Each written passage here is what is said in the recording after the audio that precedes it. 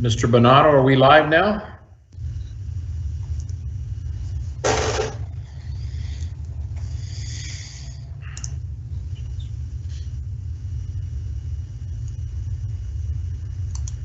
We're good to go, Mr. Mayor. Thank you. All right, it's 7 o'clock. I'd like to call this meeting to order. This is a council meeting for March 22nd, 2021. Due to the efforts to contain the spread of COVID-19 and to protect all individuals, the council chambers at Town Hall will not be open to the public to attend council meetings until further notice. Members of the public who have an interest in a matter listed on the agenda may, up until 10 a.m. on the day of the scheduled council meeting, email councilagenda@orangeville.ca indicating your request to speak to a matter listed on the agenda. A phone number and a conference ID code will be provided to you so that you may join the virtual meeting and provide your comments to council. Members of the public wishing to raise a question during the public question period of the council meeting may, beginning at 8:30 p.m. on the evening of the council meeting, call 1-289-801-5774 and enter conference ID 549-339-185 #. Correspondence and emails submitted will be considered as public information and entered into the public record. If you require access to information in an alternate format, please contact the Clerk's Division by phone at 519-941-0440, extension 2256, or via email at the Clerk's Department at orangeville.ca. All right, we'd like to start with the singing of our national anthem. Oh, Canada, our home and native land, true patriot love in all of us command. With glowing hearts we see thee rise, the true north strong and free. From far and wide, O Canada, we stand on guard for thee. God keep our land glorious and free. O Canada, we stand on guard for thee. O Canada, we stand on guard for thee. Thank you, David Nairn, Artistic Director of Theatre Orangeville. We would like to acknowledge the traditional territory of the Anishinaabe people, including the Ojibwe, Potawatomi, and Odawa of the Three Fires Confederacy.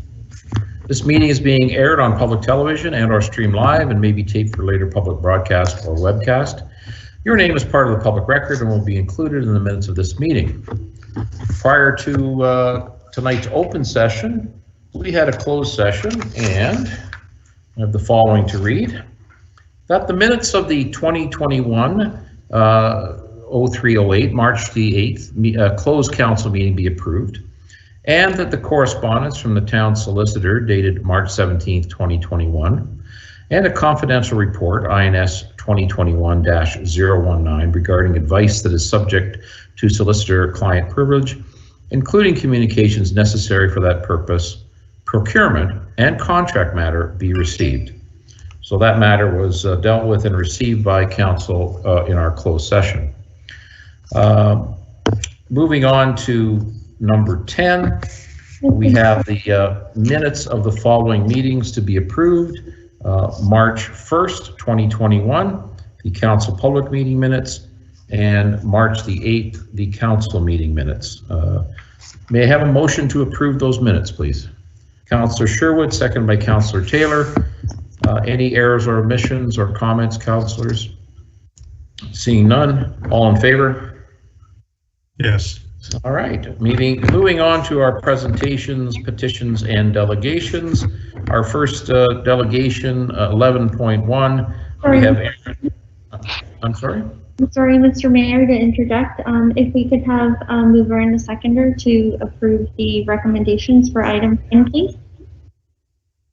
The recommendation, okay. All right. Can we have a motion to approve the minutes of item 10? I thought we did. I thought we did that, Yeah. Deputy Clerk. So, Mr. Mayor, we need a mover and a seconder in open session in order to rise and support out.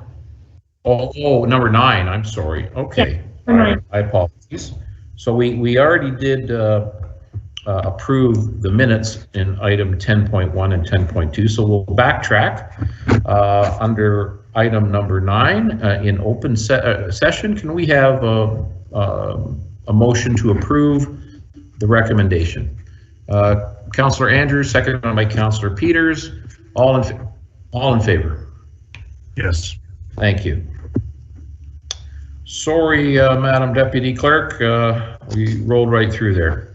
Okay, so now we're at 11.1. We have a delegation including Aaron Day, Kate Hayes, Freja Witten from Credit Valley Conservation regarding invasive species strategy and a sustainable forest management plan. Welcome. Who would like to speak first? Thank you. Thank you for having us through you, Mayor Brown. My name is Aaron Day. I'm the program manager of forestry at Credit Valley Conservation. So today, myself and my colleague Freja Witten, who's the program manager of terrestrial management at CVC, will be doing the presentation. So I'll just go ahead and share that with you now. Very good.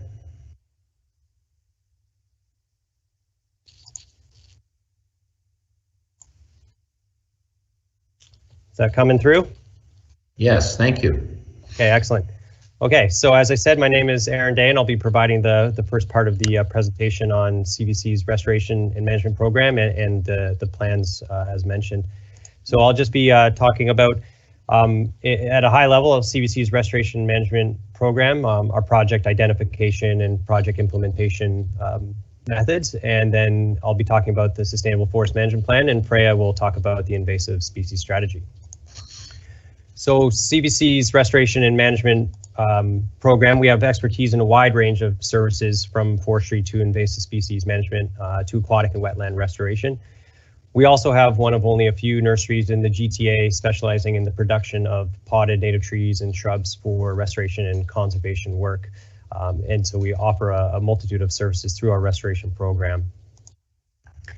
Our work aligns with the Town of Orangeville's priorities identified in the official plan, the strategic plan, and the Sustainable Neighborhood Action Plan. We enter into agreements with our partner municipalities to provide services that help to support your goals, objectives, and priorities. For example, we've had a long-standing agreement with the City of Mississauga to offer tree planting services to support their goal to plant 1 million trees to conserve and enhance the city's open spaces and forested areas. And this agreement has expanded this year to include invasive species management and post-planting maintenance for forest establishment. So just at a brief level, in the past 10 years, we've planted over 700,000 trees and shrubs and restored over 1,400 hectares of terrestrial habitat, as well as aquatic and wetland habitat. So for project identification, we rely on state-of-the-art science from our watershed knowledge staff to guide our work, including priorities identified in the Credit River Watershed Natural Heritage System strategy. We also work closely with our parks group to ensure that our work aligns with their priorities through the conservation area management plans that you'll hear about tonight from Kate. A lot of our work is on private lands, helping landowners and other partners with stewardship goals for their properties. And we are also gradually identifying restoration opportunities throughout our watershed. The general idea is to have a bank of restoration opportunities that we can choose from to implement based on CVC's or our partners' priorities. So identifying opportunities on CVC lands allows us to be restoration champions on our own properties. In a few years, we have assessed 7 CVC properties and inventoried almost 300 hectares of land. And this year we'll be inventorying Island Lake Conservation Area. We can also use our methodology to identify and evaluate restoration opportunities on private lands, such as a watershed residence property or other publicly owned land, such as a municipal park. Once the priority areas and types of restoration opportunities have been identified, we move into implementation. So the following few slides are just provide a quick snapshot of before and after photos of some of our completed projects, from planting trees and shrubs along the West Credit River, just outside of Erin, to managing and restoring sites impacted by emerald ash borer through the felling of dead ash trees, including hazard trees that pose a threat to public safety, such as the work that we've just completed at Island Lake over the past winter. We usually follow this up with invasive species management and native tree and shrub planting where required. Finally, to the mitigation of the third of 3 online ponds in Terracotta Conservation Area in Halton Hills, CBC Restoration Management offers a wide range of services.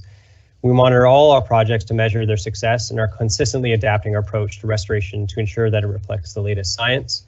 And at a broader level, our work is also guided by objectives set in our own restoration strategies and plans, 2 of which we'll discuss now that were both recently approved by CBC's Board of Directors. So, as I mentioned, the CBC Sustainable Forest Management Plan was recently approved by our board. The Forest Management Plan essentially is responding to stressors and challenges that our forests face throughout the watershed. It provides the objectives and actions that coordinate our direction, and it's been designed and written to align with CBC and our partner strategies, such as Orangeville's official plan and SNAP that aim to maintain and enhance the natural environment. So healthy, resilient forests provide many benefits such as carbon storage, stormwater retention, clean air, wildlife habitat, and providing for recreation, but they also require management from time to time. So like Orangeville's official plan's goal to use an ecosystem-based approach to maintain and enhance the environmental health of the Credit River subwatersheds, CBC's SFMP's overarching goal is to maintain and restore forest health, improve biodiversity, and strengthen the resilience of forests in the watershed through sustainable management and restoration. And that's on our properties, on the properties of private landowners who work with us, and on municipal partners' properties. The SFMP identifies and presents some of the key stressors and challenges that threaten the ecological health of all forest types across the watershed. One of these is climate change, which is expected to bring droughts, intense storms, and warmer winters that will damage trees and impact forest health. For example, these events can lead to more hazards along trails and the need to close parks more frequently for hazard removal and cleanup. These changing conditions in the watershed will also affect what species can survive and grow here, and therefore it will affect the biodiversity of our forests and their resilience to change. The SFMP also identifies watershed plantations as a priority for management because they present their own unique set of challenges and opportunities. CBC and its partners have established many plantations across the watershed. We've planted over 7 million trees since 1955, but this is only part of the process to creating a healthy forest and that return on investment for the millions of trees planted. At Island Lake, for example, 45 hectares of plantation were established between the 50s and today, mostly on old marginal agricultural fields. The long-term intent is to establish and transition these plantations to natural forests to replace what was lost during settlement and agricultural expansion in the 19th and early 20th centuries. Plantations require regular, periodic management to slowly convert them to natural mixed forests, and without proper management, plantations often experience issues such as a lack of native trees, shrubs, and herbs in the understory. They might have spindly trees that are susceptible to breakage from wind and ice damage, and often there's these unhealthy dying trees, often in groups or pockets, like in this photo here. And that creates a void that can be filled with aggressive invasive plants like buckthorn and dog strangling vine. However, most plantations in the watershed are due or overdue for management, including those on CBC's properties. And furthermore, climate change is predicted to bring drier, hotter summers with more frequent drought, and this could likely increase the risk of wildfire, which is particularly highest in unmanaged coniferous plantations. So there are several key objectives to achieving the overarching goal of healthy, sustainable forests. Prioritizing plantation management is one of them, and it also integrates other objectives like managing to remove and suppress invasive plant species and reducing the risk of wildfire through thinning. CBC will also continue to increase healthy forest cover, working with private landowners and working with partners to support municipal plans by providing our restoration services along with in-kind resources like tree planting to support climate change mitigation and adaptation. Expanding and connecting forest cover, maintaining and improving biodiversity, and restoring forest health and resilience are key objectives, since healthy forests will better withstand disturbance and stressors, including climate change. Finally, managing hazards on CBC properties is therefore another key objective. Healthy forests can help reduce the impact, cost, and disruption to services such as trail closures caused by extreme events and unhealthy trees. So just as an example of what implementation might look like for the SFMP, this is an image showing an example of how You have a plantation on the left, which has never been managed. It has no understory growth because of low sunlight and tight spacing of trees. And on the right side shows the implementation of actions to work towards achieving an objective, which is to convert to a natural forest. It has been the image on the right, it's been thinned to remove trees to create light and space for the growth of native vegetation, and it's moving it towards a healthy mixed forest. So this is the kind of work that would be planned in the plantations at Island Lake. Over to you, Freya. Thanks, Aaron. Hopefully is my sound coming through clear? Yep. So through you, Mr. Mayor, I'm Freya Whitten, and I will now go over the invasive species strategy.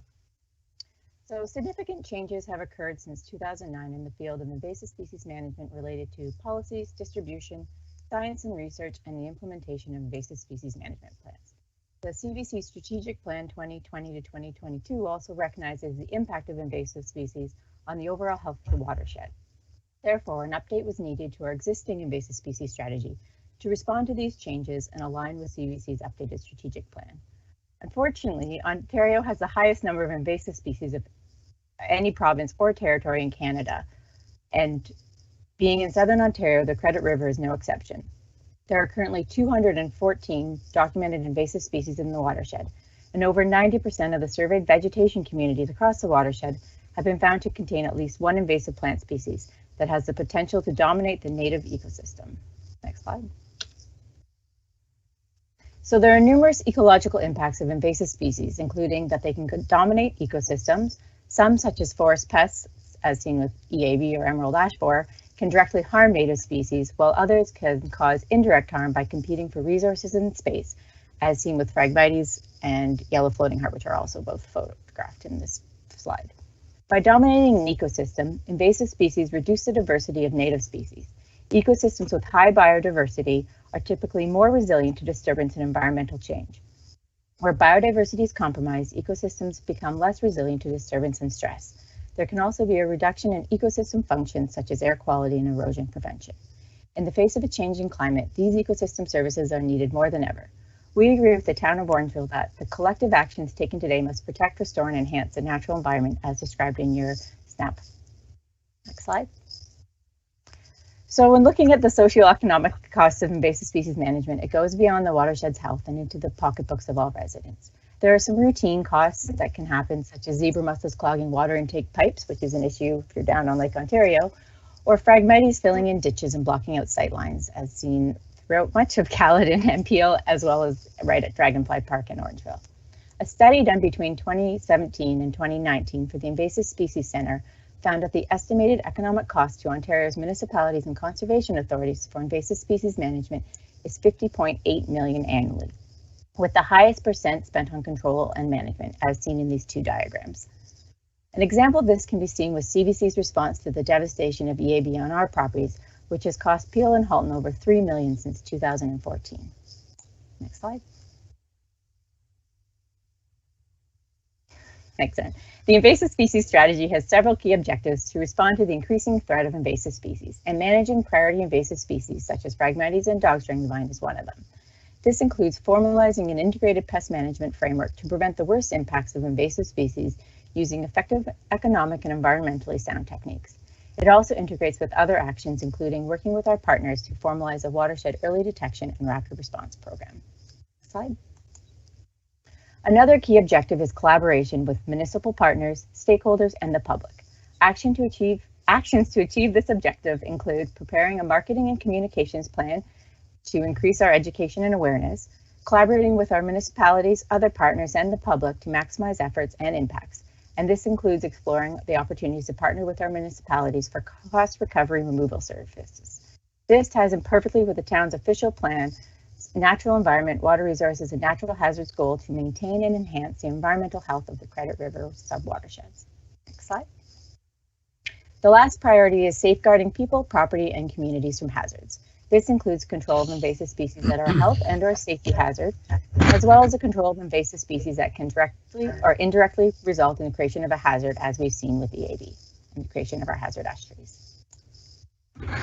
These before and after photos from a plantation at Island Lake show an example of how actions can be implemented to work towards achieving an objective of the invasive species strategy. The 2011 photo shows the dog strangling vine as a dominant understory species. You can barely make out the trees due to the vine climbing up them. However, by 2017, the impacts of managing the DSV using herbicide applications can be seen. The understory is completely opened up with a little bit of stuff coming in the back. However, this is allowing other species to start to have a chance to establish.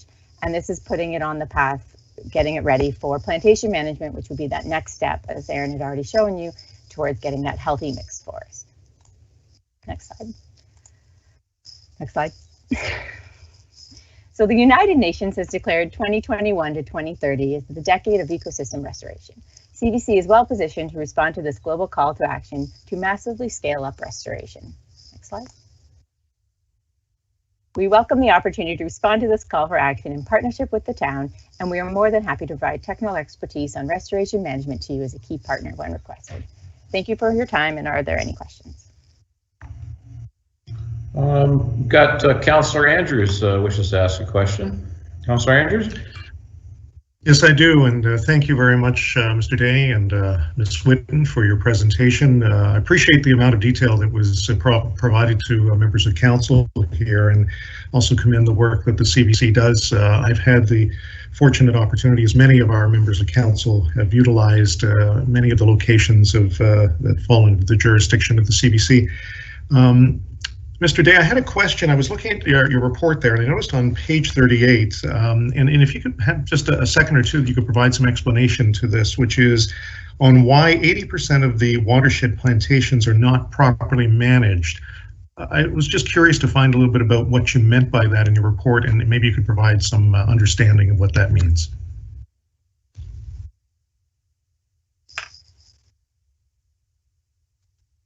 Sorry, I was muted there.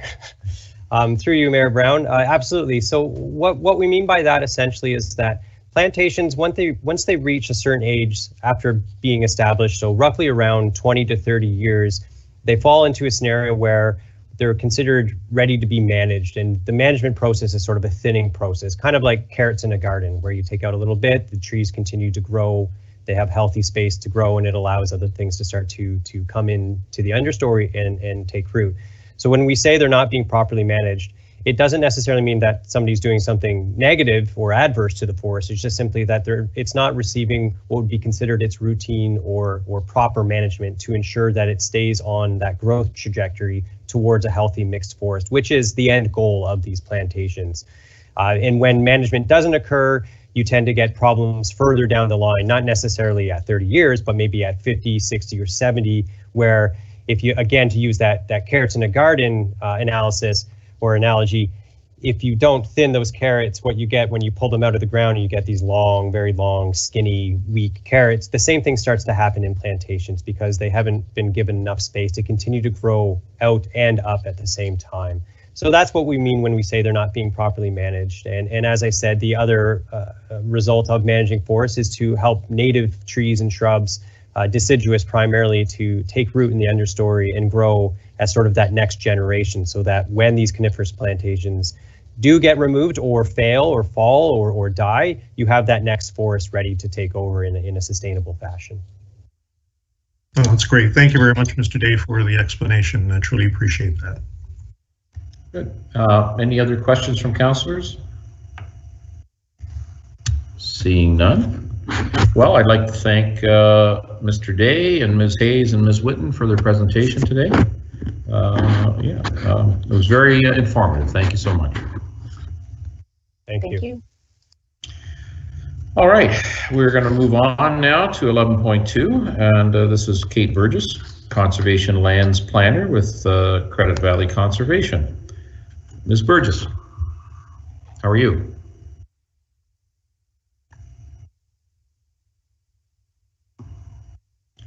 There's my microphone's not muted anymore. Sorry about that. Thank you, Mayor. Through you to council. I'm doing very well, thank you. I'm a little bit under the weather, so I apologize if I sound a little off, but we'll do my best with the presentation this evening.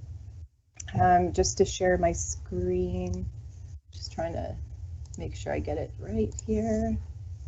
And everybody sees that okay? Yes. Perfect.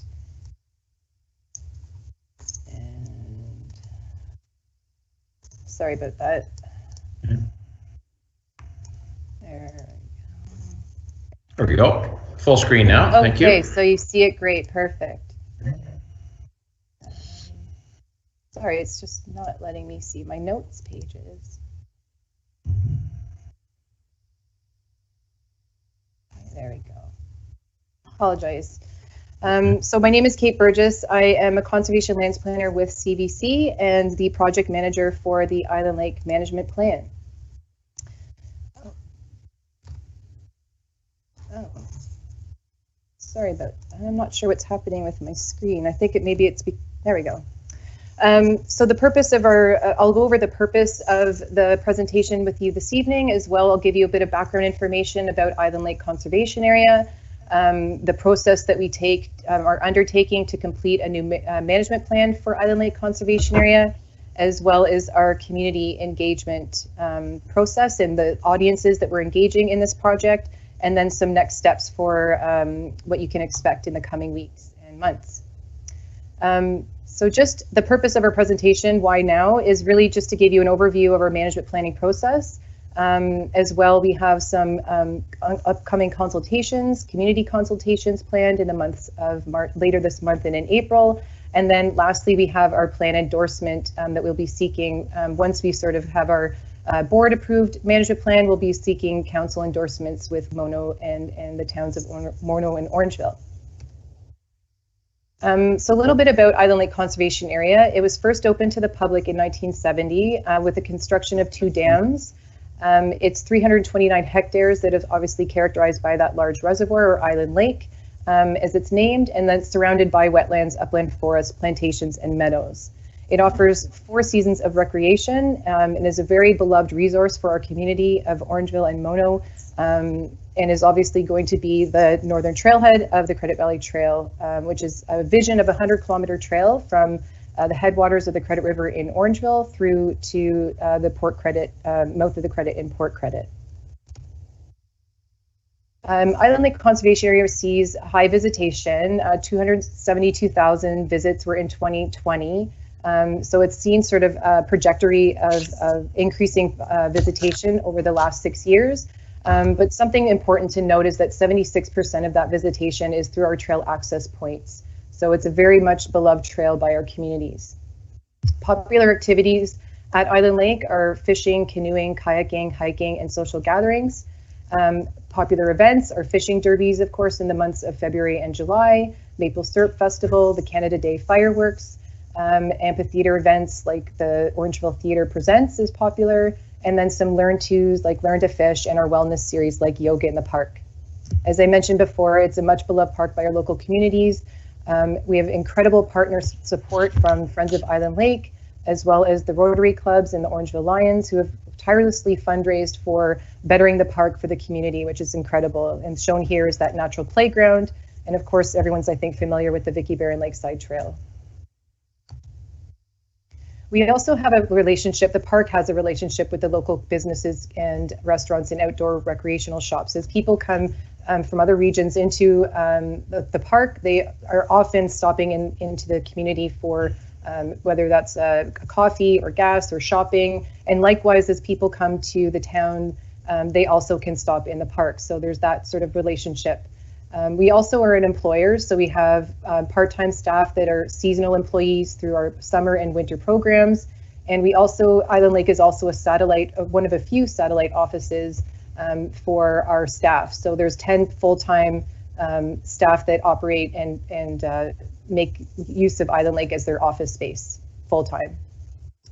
And lastly, we have generated over $520,000 in revenues in 2020. So it's incredible support that we've sort of been, it was under COVID. And so I think it was pretty remarkable that we were still able to hit our revenue target in a year that was anything but unpredictable.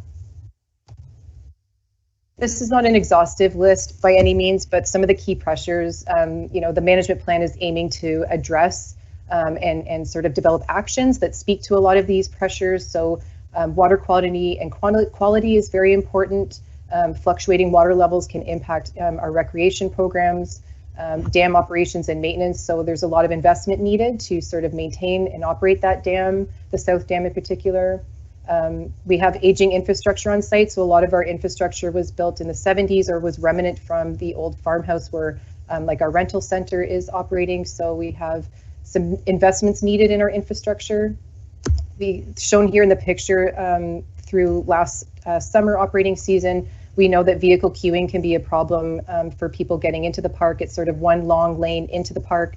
And so obviously we want to look at that as a pressure and how we can start to alleviate that problem.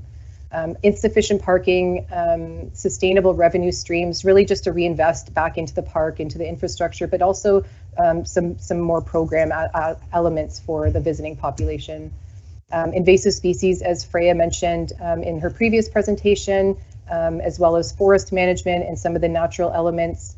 There's management that needs to happen from a natural resource perspective, so that can be a pressure. And I think as it speaks to many and touches on many of these pressures is climate change, of course.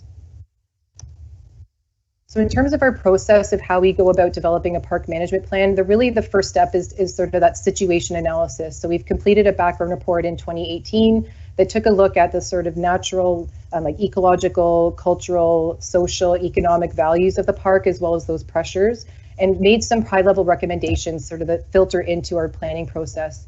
The strategic directions phase is where we're kind of at now, and it includes those guiding statements. So what is our vision for the future of the park?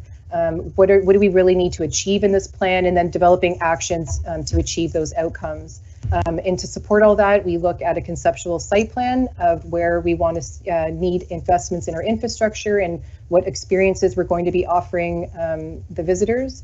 And then all of that is sort of summarized in a report that really evaluates the recommendations through the evaluation and into decisions. So it's a rationale for those decisions and provides a summary of the input that we received from consultations, not only with our stakeholders and the technical committee, but also the public as well.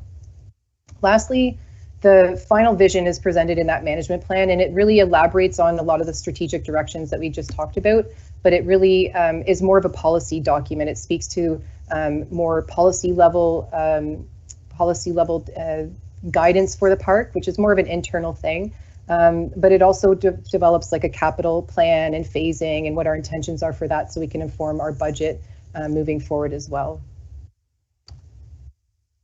So shown here are the project milestones. So we have in the summer of 2020, and just before that, we would start our project scoping of what we want to achieve in this project. What are those key milestones and timelines? Who do we want to engage? And we provided or developed a project charter and that communications plan. So that really set the stage for the establishing of milestones and timelines. We also established our technical and stakeholder committees. So our internal technical team is really a table of technical experts across many disciplines that are sort of informing some of the key aspects of our plan. We also have a stakeholder committee that represents many of different community organizations, and they're sort of at another table with us helping to develop the plan as well. Moving into fall, that's when we really started to engage our public and our local communities. So we had done this through a mail out.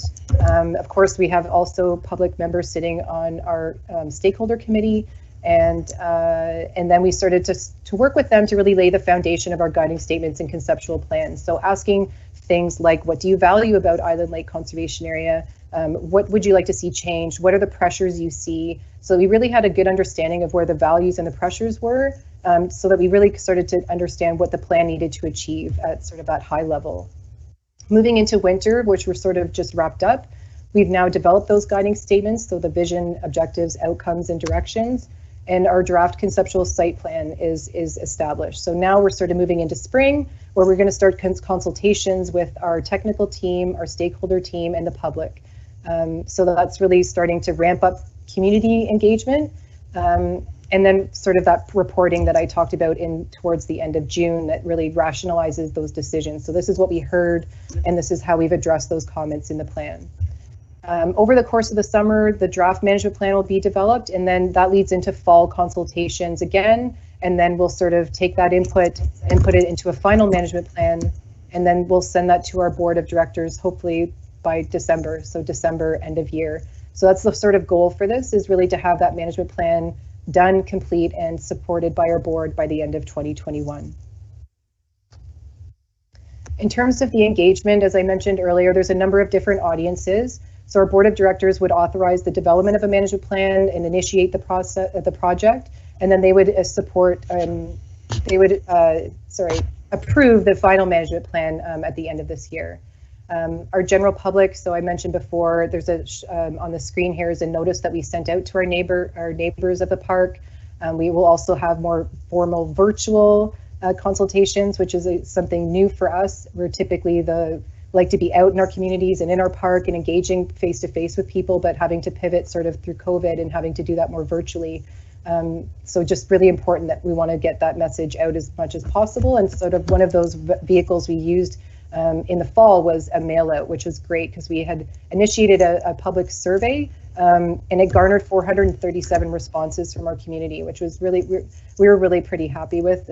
We didn't expect it to be that high, and it was a great response, and we're hoping for even more for the upcoming public consultations. Government agencies are engaged as needed, sort of from a policy or interest perspective.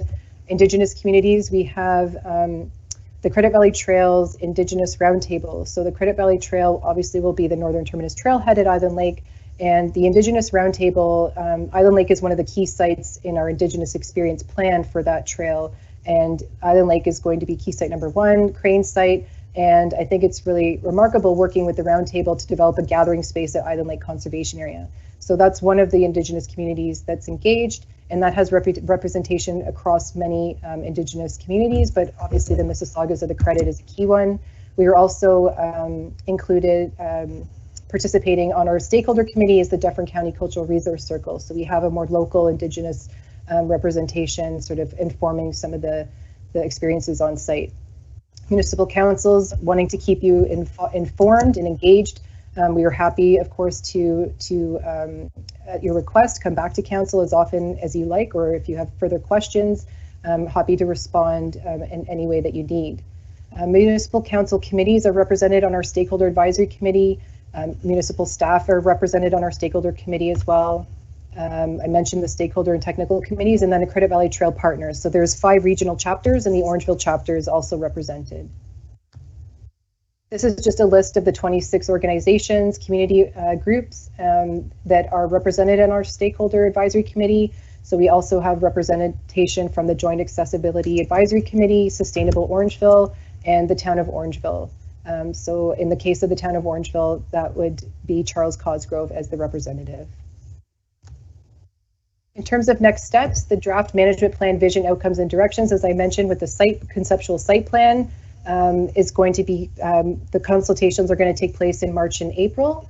Then we'll go and start to draft we'll revise those guiding statements and conceptual site plan, and then we'll draft that management plan aiming for September consultations on that.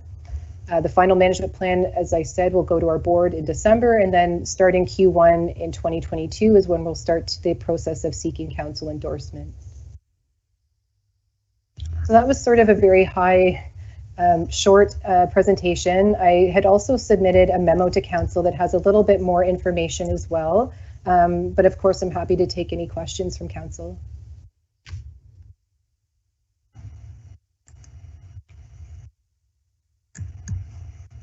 Councillor Taylor, I see you've got your hand up here. Go ahead.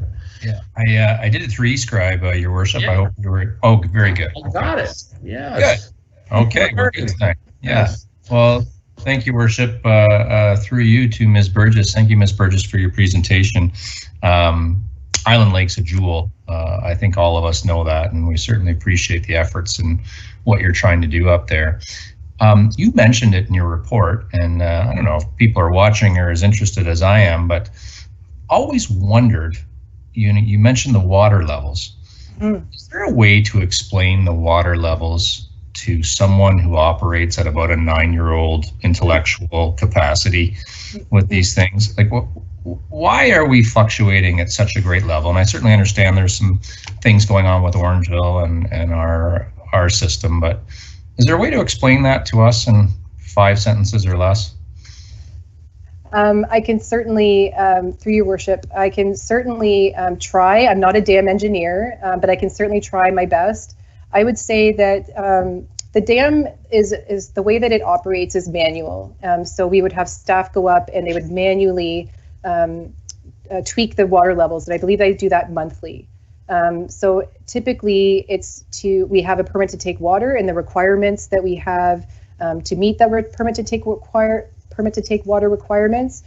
So we have a set amount that we'd have to provide the town for waste assimilation. And so essentially we would just, we have a minimum that we have to hold in the reservoir. And then based on rainfall and input from Menora Creek, let's say, the way that the levels are, that's where you get a lot of fluctuation, is really the instability of some of the inputs, and then also having to already to meet the permit to take water requirements.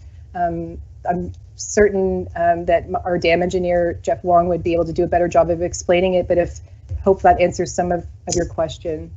It does, thank you. It's just such a shame at certain points to see it so desperate. Yeah, it's such a beautiful addition to our town, and at times it's like, oh, I wish it wasn't so low, but I certainly appreciate your explanation. Thank you, Your Worship, for taking my question. Right. We have another dam engineer on council. No, just kidding. Councillor Peters, how are you tonight? Well, listen, any other questions, councillors? That was a very interesting presentation, and I have to echo Councillor Taylor's comments about Island Lake. We're so fortunate to have this in our neighborhood. It's great for hiking and biking and walking, and all the programs that you put on over there. It's fantastic. We just finished a great ice fishing season. There was some skating out there. Just a marvelous place for everybody. So thank you so much for managing that property so well. I'm glad you enjoyed it. Thank you. Yeah, it's fantastic. Anything else, folks? No? Well, thank you for your presentation. We will move on to our next item. Thank you very much. My pleasure. Thank you. Okay, our next item up, we've got Mr. John Hamadies from Pomax Consulting. Mr. Hamadies, how are you tonight? Good, thank you, Mr. Mayor. Great, good to have you. So we had some questions come up a few weeks ago regarding costing and some proposed or identified maybe fluctuation in numbers that council wanted to investigate. So you are here. I will turn it over to you, sir. Thank you very much, Mr. Mayor. I have a short statement to read, and then I'd be pleased to take any questions after that. It is quite short. So you've just given the lead into it. The Chief Administrative Officer asked us, Pomax Consulting, to review our calculations included in the November 2019 report, which was titled Analysis of Policing Services for the Town of Orangeville. And that's in light of questions asked by councillors about the amount of estimated savings shown in Exhibit 13 of the report as a result of accepting the OPP's proposal to provide policing services. In the report, we estimated a cost avoidance of $58.6 million by 2036 as a result of accepting the OPP's proposal. And again, that's Exhibit 13 of the report. After reviewing our calculations, we did find an error in that we did not include expected collective agreement salary increases for the OPP in the first 3 years of the policing contract. As a result, we recalculated the comparison between the OPP's proposal and the Orangeville Police Services approved budget, including the OPP salary increases. We also took into account the information found in the December 7th, 2020 billing statement signed by Superintendent Phil Whitten of the OPP, just to bring things up to date. The result is that the estimated cost avoidance in 2036 is now $56.34 million rather than $58.6 million, and that's a difference of $2.26 million over 17 years. We continued with several discussions with the town's administration to find other discrepancies, which we didn't, but the discussions and review did lead us to note a substantial difference in how the Orangeville Police Services and the Ontario Provincial Police interpret the amount recoverable from the province for court services. The OPP identify a much lower entitlement than historically shown by the OPS. However, we did not examine the reasons for the differences, as we feel it's subject for the Police Services Board to review rather than us. That's the statement. Thank you, Mr. Mayor. Happy to answer any questions. Thank you, sir. All right, councillors, are there any questions anybody wishes to ask Mr. Hamady on this? Seeing none. Okay, well, oh, Councillor Taylor.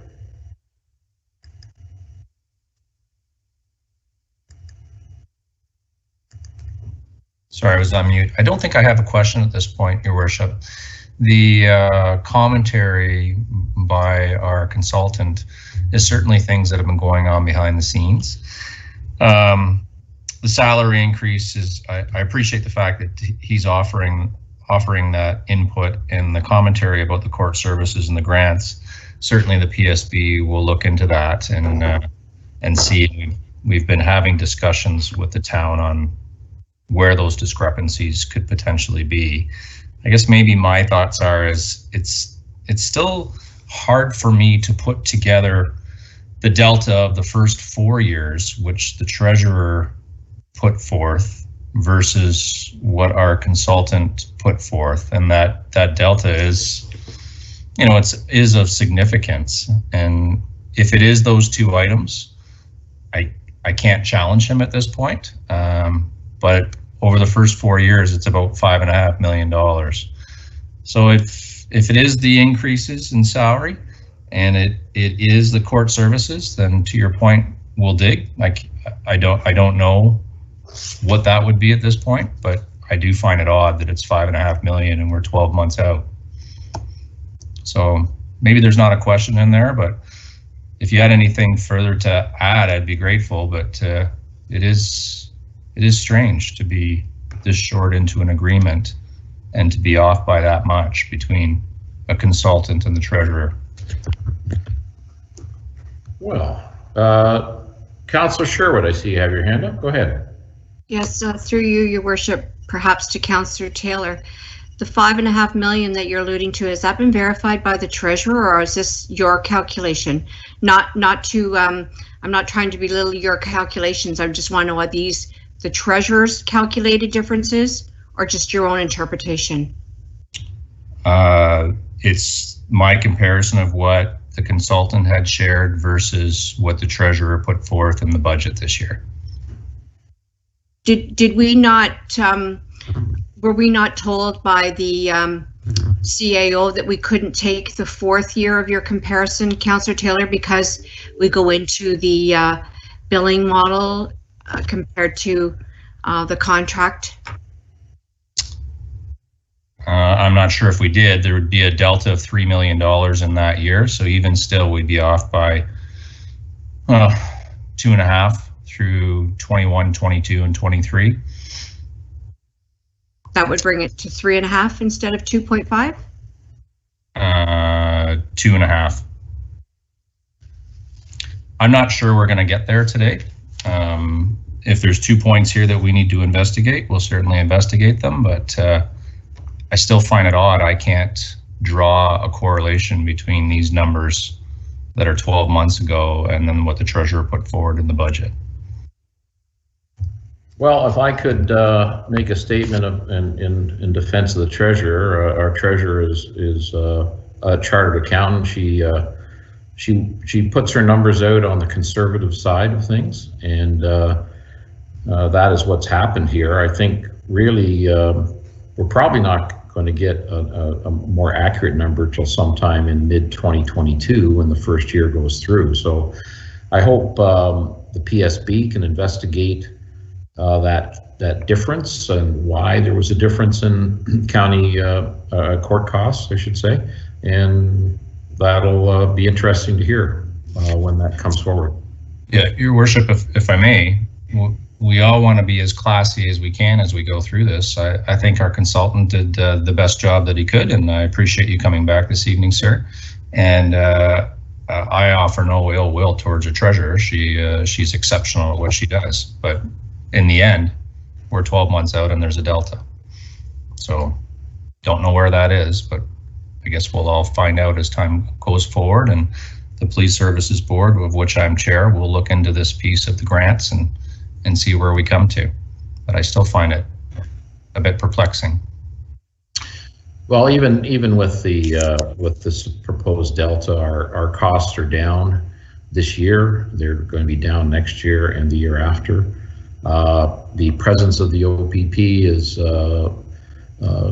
you know, much improved over what was going on with the Orangeville Police Service. We're seeing a lot more traffic enforcement, criminal arrests, and what have you. So, you know, I've talked to the detachment commander. The morale is up amongst the rank and file. A lot of positive things going on, and there has been a savings already. So I think we need to focus on the good things.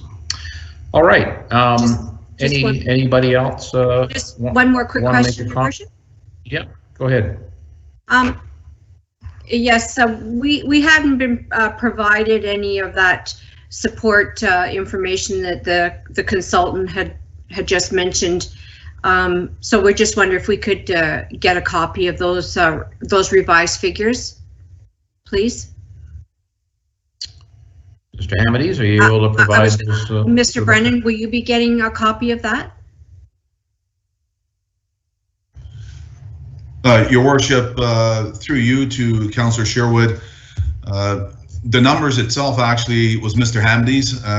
During even the first evaluation back in 2019, it was a total separate review and numbers put together by Mr. Hamadies. They were not shared to me, the worksheets, as he put them together to that degree, but I'm sure he may be willing to just to give us the numbers as he did in the final report that he presented to council back in I guess November 2019. Mr. Hamadies, I would go back to him for clarification. Thank you, Your Worship.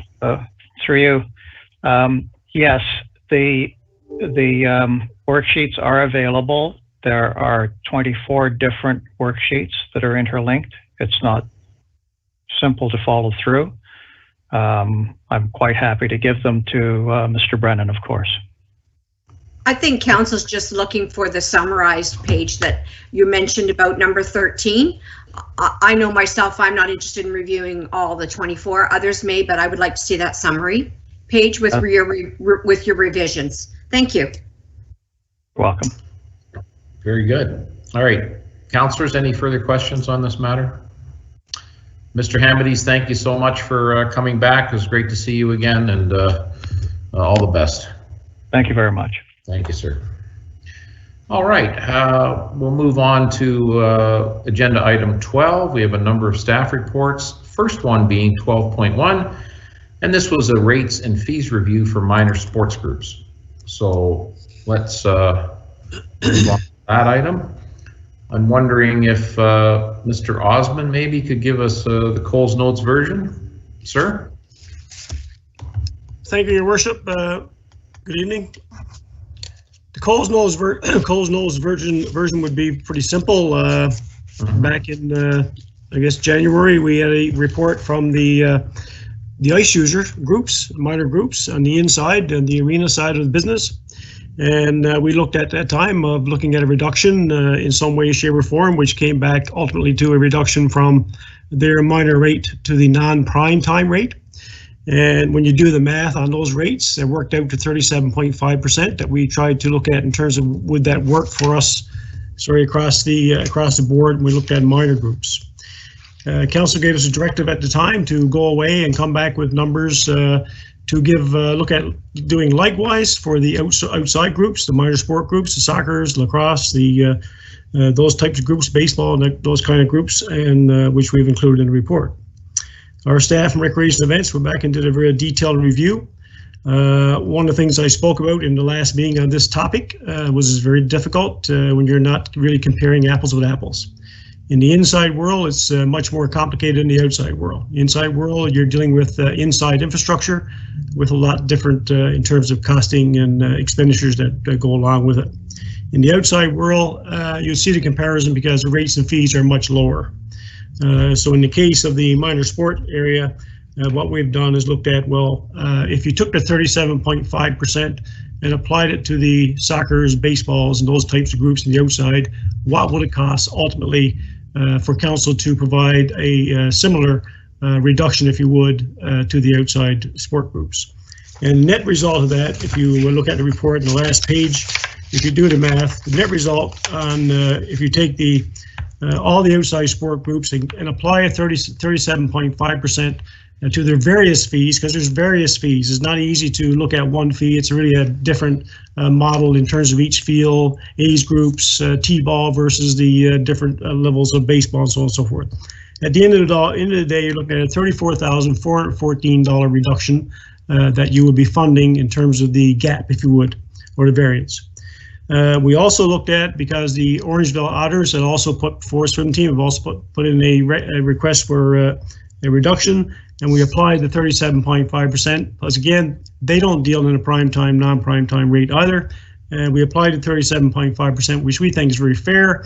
And in their case, it would be a reduction of roughly $20,500. So you see the rates that we applied, and we have provided two recommendations, leaving council a decision to make in terms of two options.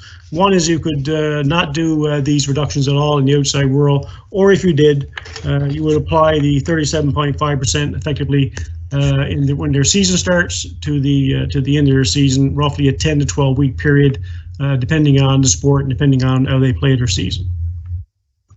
And that will be the shortest and briefest I can put it at this stage. Great. Well, we have some councillors that would like to weigh in here. We've got Councillor Andrews, and then Councillor McIntosh, and Councillor Andrews. Councillor McIntosh, you go ahead. Deputy Mayor McIntosh, I should say. I'm sorry. Yes, thank you, Worship. My questions have been answered, so I no longer have a question. Thank you. Okay, great. Councillor Andrews, and then Sherwood and Taylor. Well, thank you, Your Worship, and Mr. Osmond, thank you for the Coles Notes version. It was detailed, and your report was even more detailed, and really helped out tremendously. You know, I know that we have the two options, and you know, my intention is to certainly accept the second option, and maybe the rest of council will be looking at that as well. But what I was also intrigued about very quickly was the other information that was also provided with that report on all the number of programs that in fact have been affected by the pandemic. And so how many programs specifically have been affected by the pandemic? Can you just give me a ballpark figure on the revenue loss? And with us moving into officially now the orange code, what is the plan to move forward with some of those programs? Mr. Osmond. Your Worship, through to Councillor Andrews, first of all, that's a difficult question. It's a great question, difficult question to look at in terms of overall numbers. We have a multitude of programs, our own direct programming in recreation and aquatics.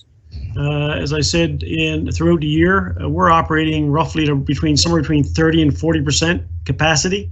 That means we're losing revenues in excess of $500,000 to $600,000 in 2020, and we're waiting to see how that gets reflected over the audit statements, if you would. In terms of the various programs, we're gearing up now to go back in the orange level. We've really started today, actually, in aquatics in the red level. Anytime we do that, of course, it takes quite some time for us to relaunch. We have to bring staff back when we need the numbers to bring staff back. We got to reorient staff. We got to retrain staff. In a lot of cases, most of the aquatic staff have not worked now for a year. We are now back with roughly 20 to 25 staff, and we're not at capacity, nowhere near capacity. So it remains to be seen how 21 really pans out in terms of the overall delivery of services. But if you look at all of our rates and fees, as you referred to, you know, there's 12 pages of rates and fees that are affecting a whole bunch of programs and services. And it's very difficult to see, given the year has been kind of up and down, up and down, up and down. We're now seeing a little light at the end of the tunnel. One of the big concerns in our business right now is that we deal primarily with youth. And from a youth perspective, we're not going to be seeing a lot of real big relaunches of the programs that we do. It'll be done over a very slow and gradual process, as I mentioned in the budget. And so we'll see how things go during the summer and then back into the fall. We're hoping, of course, by September that a lot of people in the adult world at least will be all vaccinated. And that will be a game changer for the for delivery of services. And now we're still waiting to see how we're going to deal with the youth, the children, the child population. So that's a broad answer, but it's a difficult one to answer at this point. I certainly understand that, Mr. Osmond, and I appreciate your response. And I think that the engagement by the youth, whatever we can do to get them back involved in some capacity, is going to be worthwhile. But certainly respect the fact that we are still, months away before we'll see full embracement until, of course, the population ends up getting the vaccination. But encouraging news, one step at a time. And again, thank you for your response. All right, thank you, Councillor Andrews. Councillor Sherwood. Yes, Your Worship, through you to Mr. Osmond. One of the main reasons this council made a decision for the ICE users, I believe, was because they had to reduce the number of participants that were able to come on. So therefore, some families canceled out of the program. Correct me if I'm wrong, but for the outdoor programs, I'm talking, let's take away the maybe the lacrosse and the swimming for now, but the baseball and the soccer, now that we're in orange, will they not be able to go with their full teams and there won't be a reduction in participants? So I'm just trying to figure out, why would we give them a break if they're not suffering with the number of people they're allowed on the fields? Mr. Osmond. Your Worship, through to Councillor Sherwood, I guess there's two sides to that answer. First off, we should say that the numbers you're looking at are comparative numbers for 2019. The big gap is 2020. One of the big issues of minor sport right across the board is that their inability to generate revenue in the past number of months. And that revenue is what sustains the sport from year to year. So it's not just about taking in revenue to run a season. It's about funds to maintain their full program over the year after year. In the case of the what you're alluding to, in case of the red zones, orange zones, various restricted zones, these numbers fluctuate. Even though that the public health will say it's okay for you to have 25 players outside, 50 outside, or whatever the case might be, their sport governing bodies have other rules and restrictions they put on these sports. So as an example, baseball is right now can only have players play from within the Wellington, Guelph, Dufferin, Elf region going into this season. So for instance, they cannot attract, and they have attracted, and they played in other jurisdictions, as an example in Peel, and vice versa. Players from Peel come here and play on back and forth. These kinds of things really interfere with how a program runs. So it's not just about the number of players from Orangeville playing or how many they're going to play. They still have the restriction of the distancing. They have a physical distance. They have to ensure physical distancing. So every time they launch, it's a different relaunch. So it remains to be seen how their summer season is really going to work. And even though they're going into orange, they will still be restricted in what they can do. They still had to follow all the protocols right through this whole summer season and into September. So they're still going to have restrictions. So what we're doing here is basically looking at it and saying, rather than try to define every little thing that can go astray with all these different sports, or you could have a lockdown again, you could have a different restriction happen. This just sort of speaks to it across the table and applies to 37.5% to all your minor sports. And that way it deals with this year. And hopefully, as many people have said, we get back into late 21 and 22, we get back to some new post-COVID programming. Thank you. So just to clarify, one more follow-up, Your Worship, just to clarify, in orange, lacrosse and baseball, they can't have tournaments. That is correct. That's a revenue source. Okay. Yep. Very good. They have to play for their own jurisdiction. Okay. Councillor Taylor and then Councillor Peters. Councillor Taylor. Yes, thank you, Your Worship. A couple things. One is, to me, I really like your report, Mr. Osmond. The fact that you worked out and came up with your 37%, I think that's absolutely spot on fair. You know, this town is constantly accused of favoring the hockey crowd, and this actually says that that's not the case. We've done what's fair and equitable, and we're recognizing these other organizations. And I'll certainly be in favor of this and happy to make the motion, Your Worship. But as a thought through you to Mr. Osmond, I'm wondering, Mr. Osmond, given the fact that it's not necessarily a ton of money to some of these organizations, and in particular baseball, do you think it'd be possible to talk to the organization and say, hey, we're going to give you, you know, it looks like almost $30,000 here, $25,000. Would it be possible to keep that money and you still register, but we'll spend it back on your fields and equipment? Is there some things that we could do to make some of the fields in better shape for baseball in particular? It's probably the cheapest sport to fix, and that $25,000 would go a long way. And it's just as a thought to try and make it better. I've certainly played on some of the fields in Orangeville, and I mean no disrespect to anyone, but they're not great. You know, $25,000 isn't a lot, but it might fix it a little bit. And my apologies to your staff, Mr. Osmond. I'm not trying to insult them. It's just they could be better, right?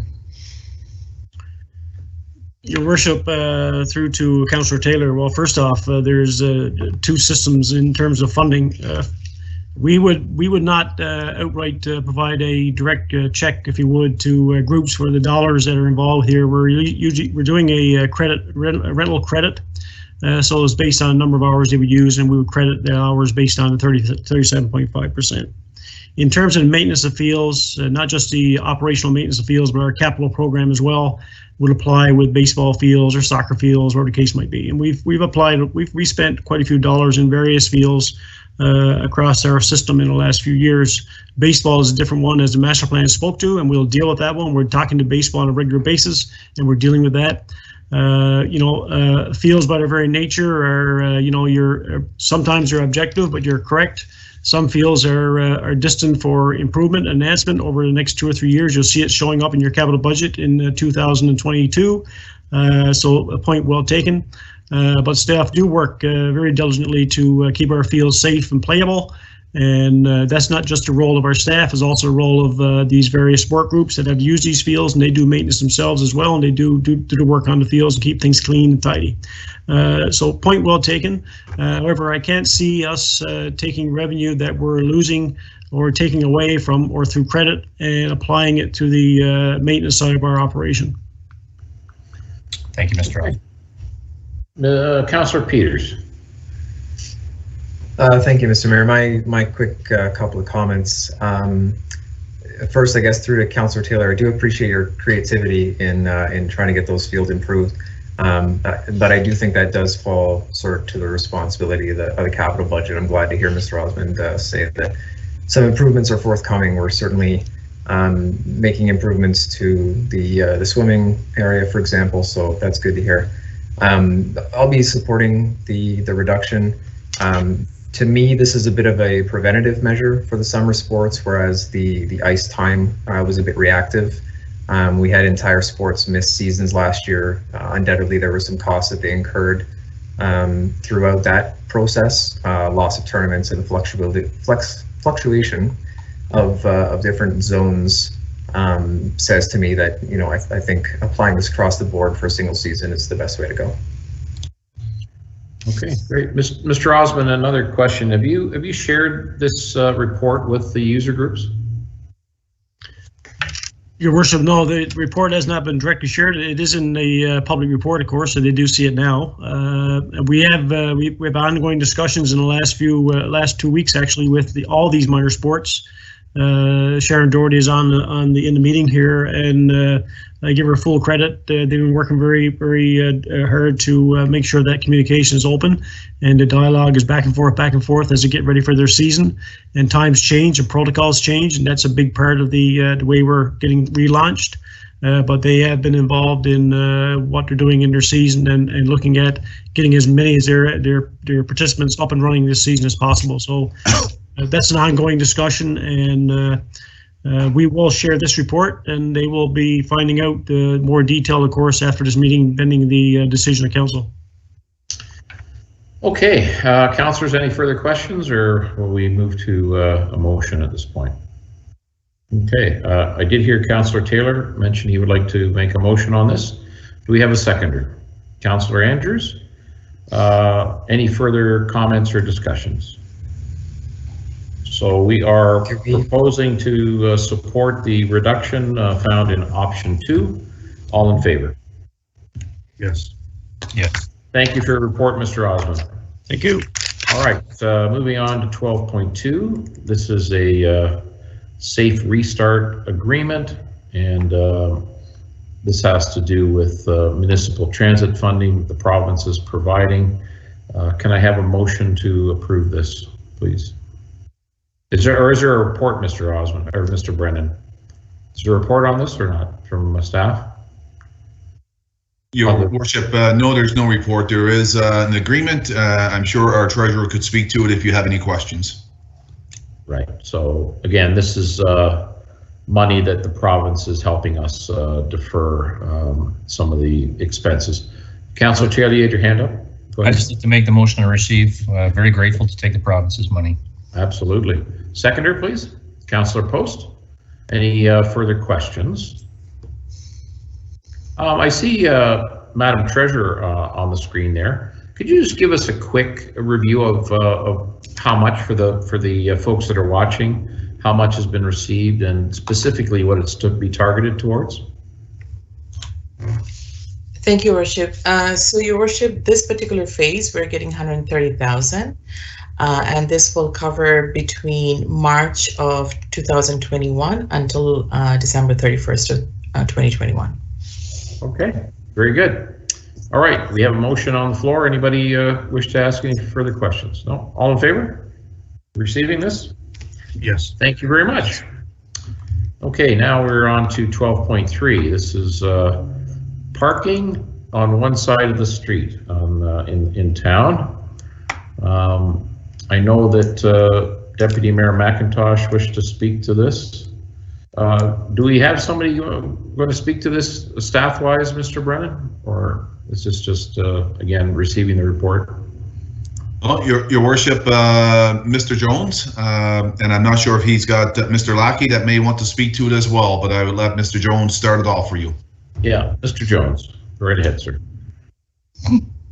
Thank you, Your Worship. Mr. Lackey is the author of the report, but in a nutshell, some time ago, Council received a letter from residents regarding the challenge that it is for emergency services vehicles to get down some of our local roads when parking is permitted on both sides of the streets.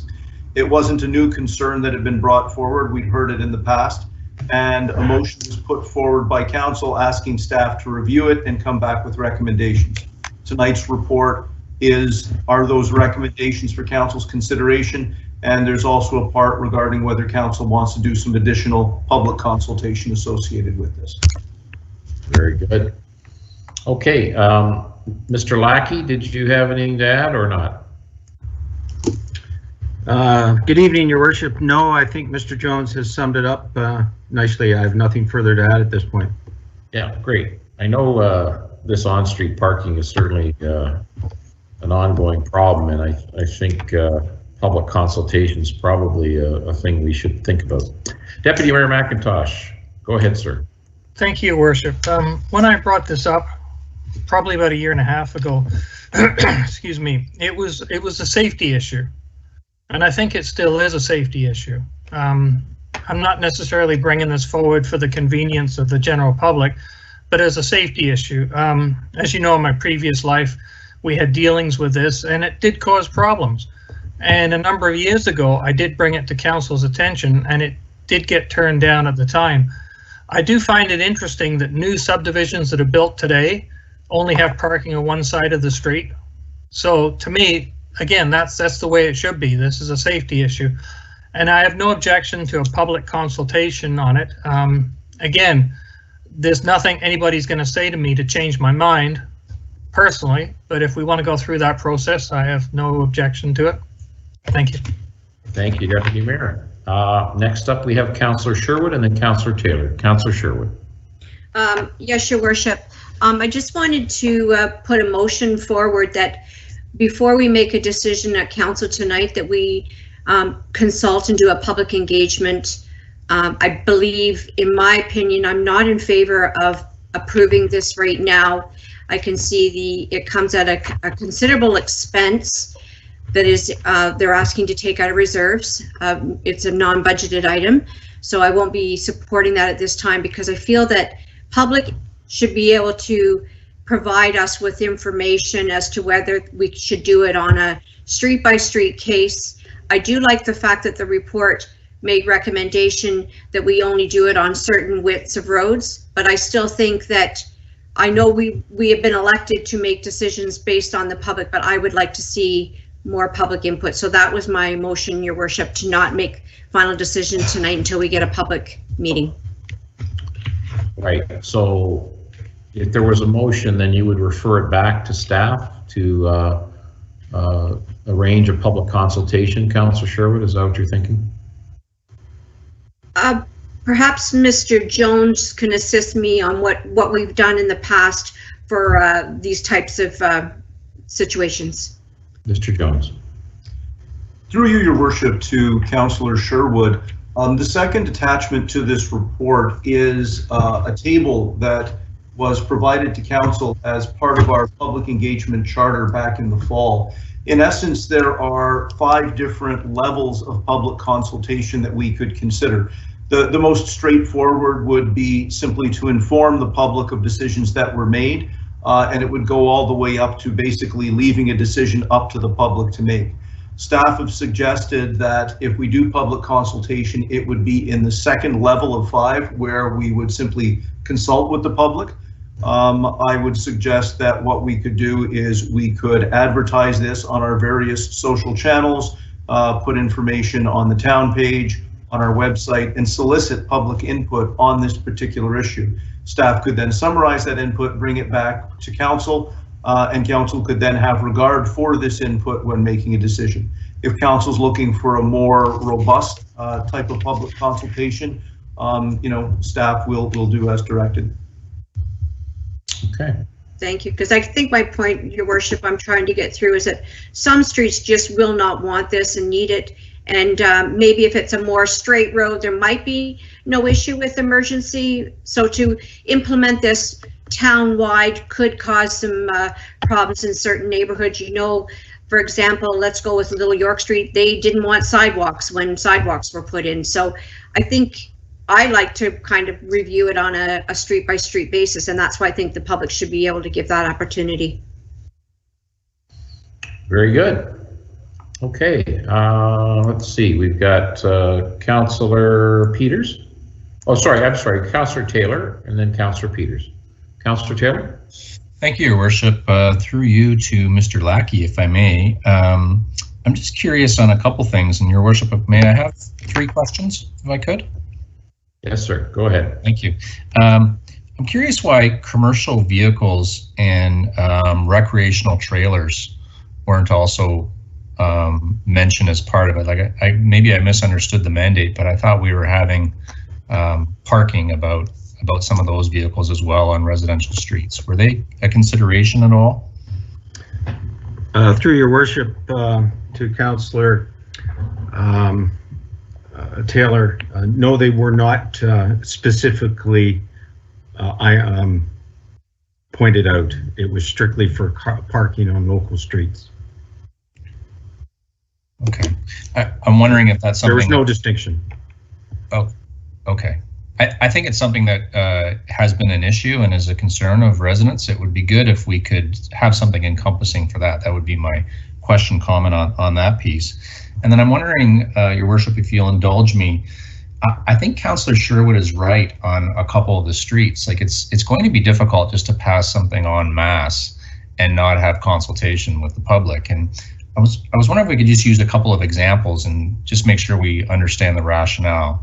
And a few streets, 3 in particular, Banting, Burbank, here Ontario, I guess it's 4, and Young Court.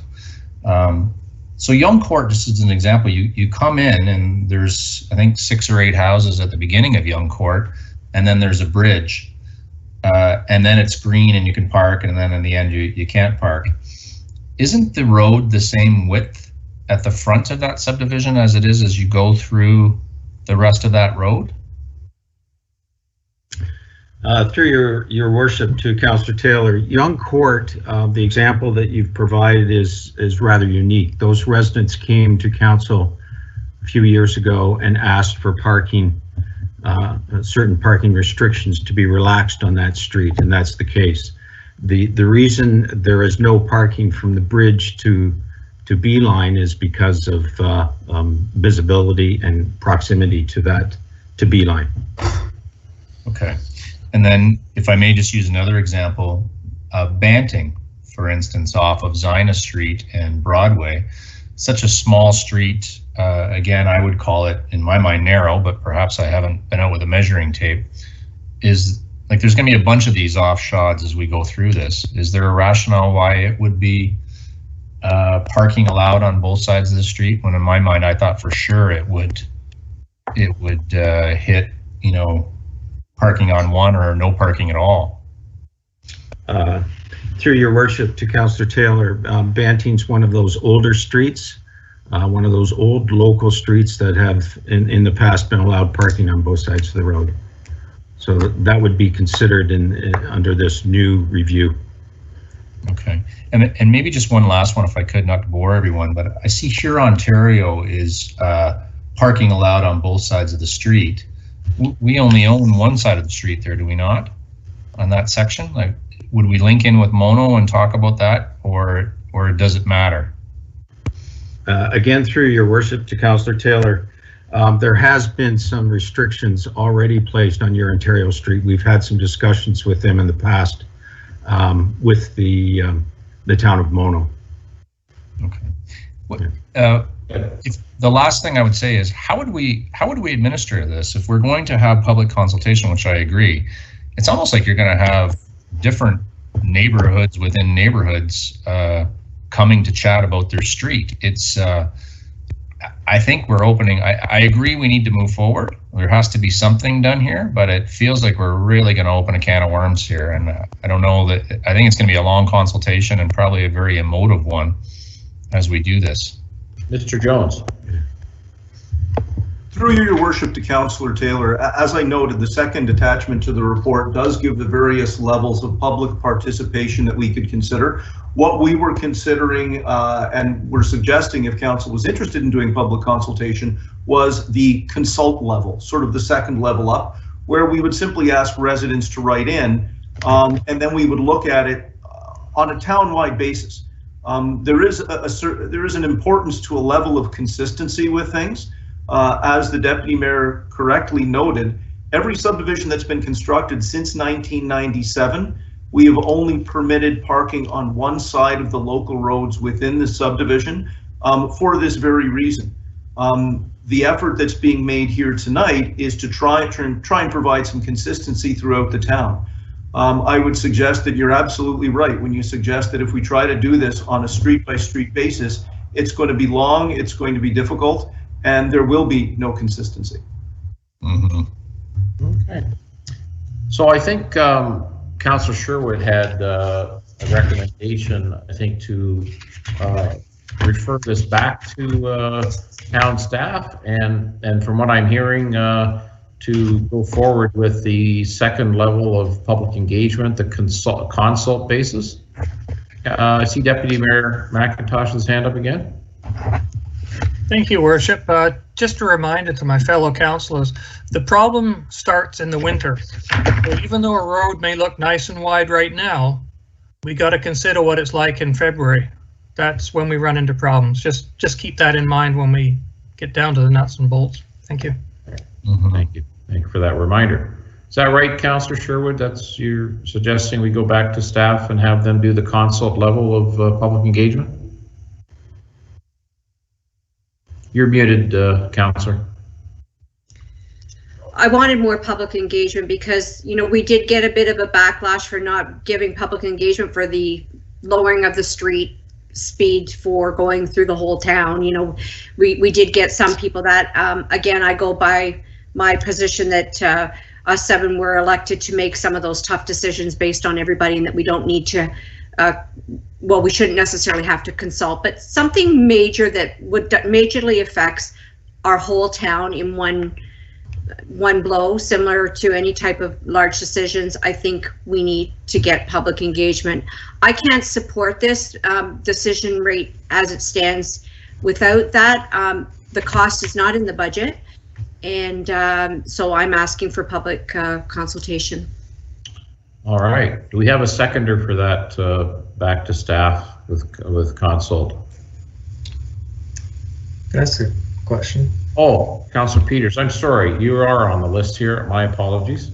Are you seconding that or not? Sure, and then I'll pose a question if you don't mind. Yeah, go ahead. Through you to Mr. Jones, based on the conversation, it sounds like it's not, you know, a huge public forum sort of position. It's more of a receiving of feedback.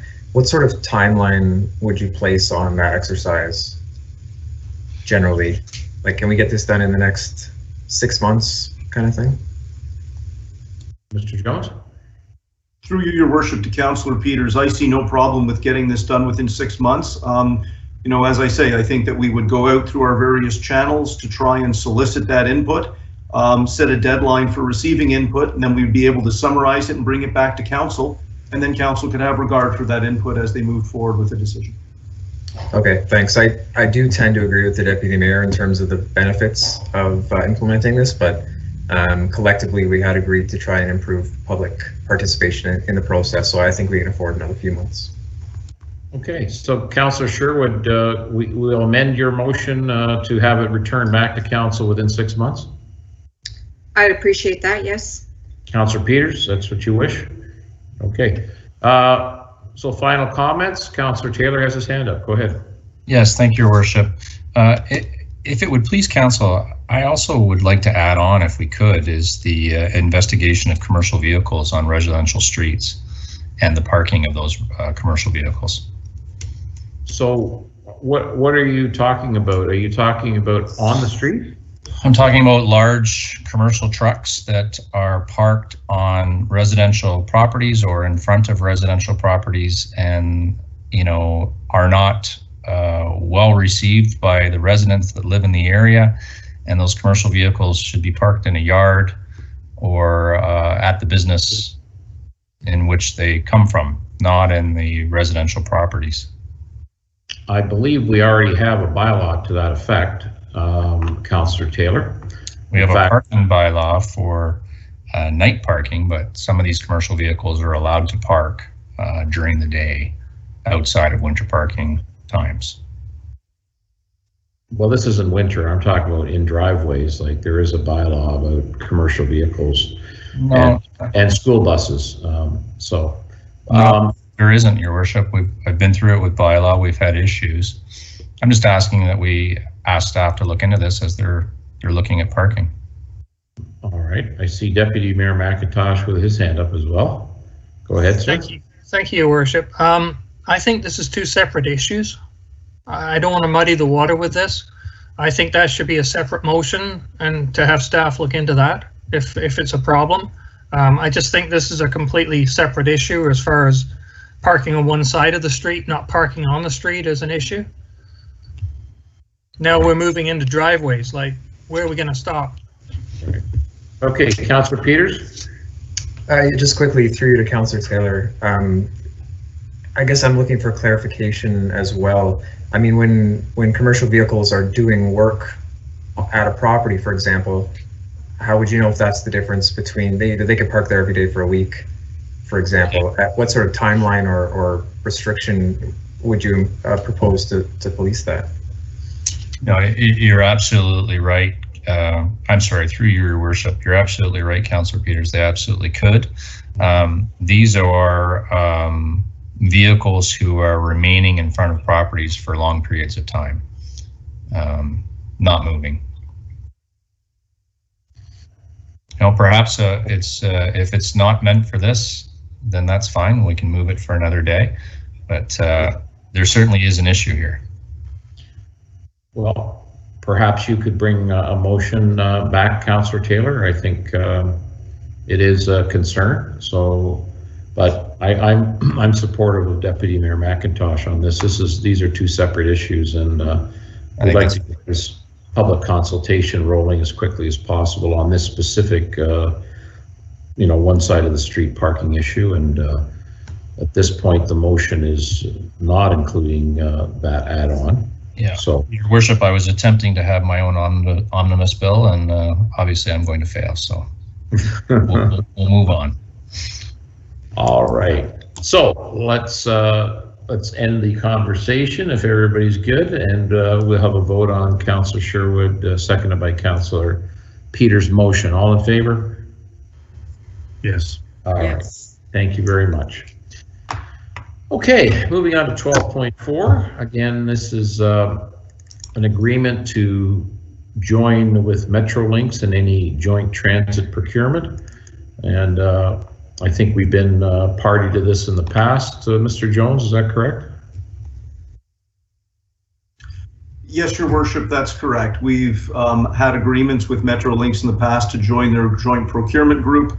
And what it allows us to do is achieve an economy of scale for the purchase of transit vehicles and equipment that we simply would not be able to achieve on our own. Very good. Okay, Councillor Taylor. Yes, Your Worship. I'd just like to make the motion that we receive this item and move forward, please. All right. Do you have a seconder? Councillor Sherwood. Any further comments? All in favor? Yes. Yes. Yes. Good. Next item, 12.5, Wellington Street demolition of the heritage building, I guess. Just opening it up here. Your Worship, it's not the building itself, it's just a garage. A garage, right, yes. Okay, can we have a motion to approve this, please? Councillor Post, second by Councillor Sherwood. Any further comments? Councillor Andrews, you wish to speak to this?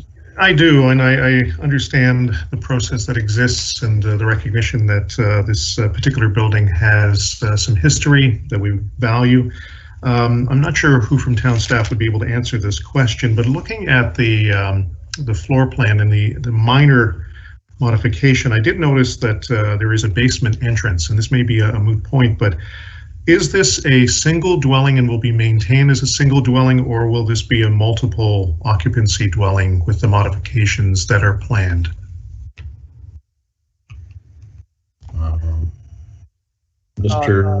Sorry. Your Worship, at this point, it is intended to just be a single detached dwelling. We're not aware of any plans to introduce a second unit, and if the proponent wishes to do so, they'll be subject to meeting the requirements of the zoning bylaw and the building code.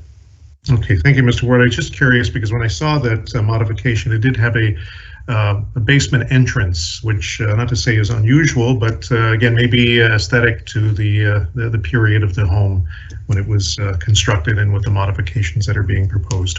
Okay, thank you. All right, so all in favor? Thank you. 12.6 is an annual summary of our waterworks report, control plant report. May I have a motion to receive, please? Deputy Mayor McIntosh, Councillor Peters, any comments on this item? Councillor Andrews, go right ahead.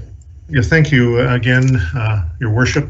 Very quickly, I went through all of the charts that were provided in this report, and again, I appreciate very much the amount of detail that is that's found. I guess this would be directed to Mr. Jones regarding, is it natural to have an increase of sodium at times in our water, and are there any concerns with those particular reference points that were highlighted in the chart, or the chart? Through you, Your Worship, to Councillor Andrews, there is sodium in our drinking water in varying levels from different wells. The regulations do require that we, for any concentrations that exceed 20 milligrams per liter, that we do make note of it to public health. That's well below the aesthetic objectives. Of course, with sodium, it's something that if people have heart issues, they need to be aware of sodium intake, and it's really just about that. We have seen some increasing levels of sodium in some of our wells. It's not something that at this point that we're alarmed about, but it's certainly something that we continue.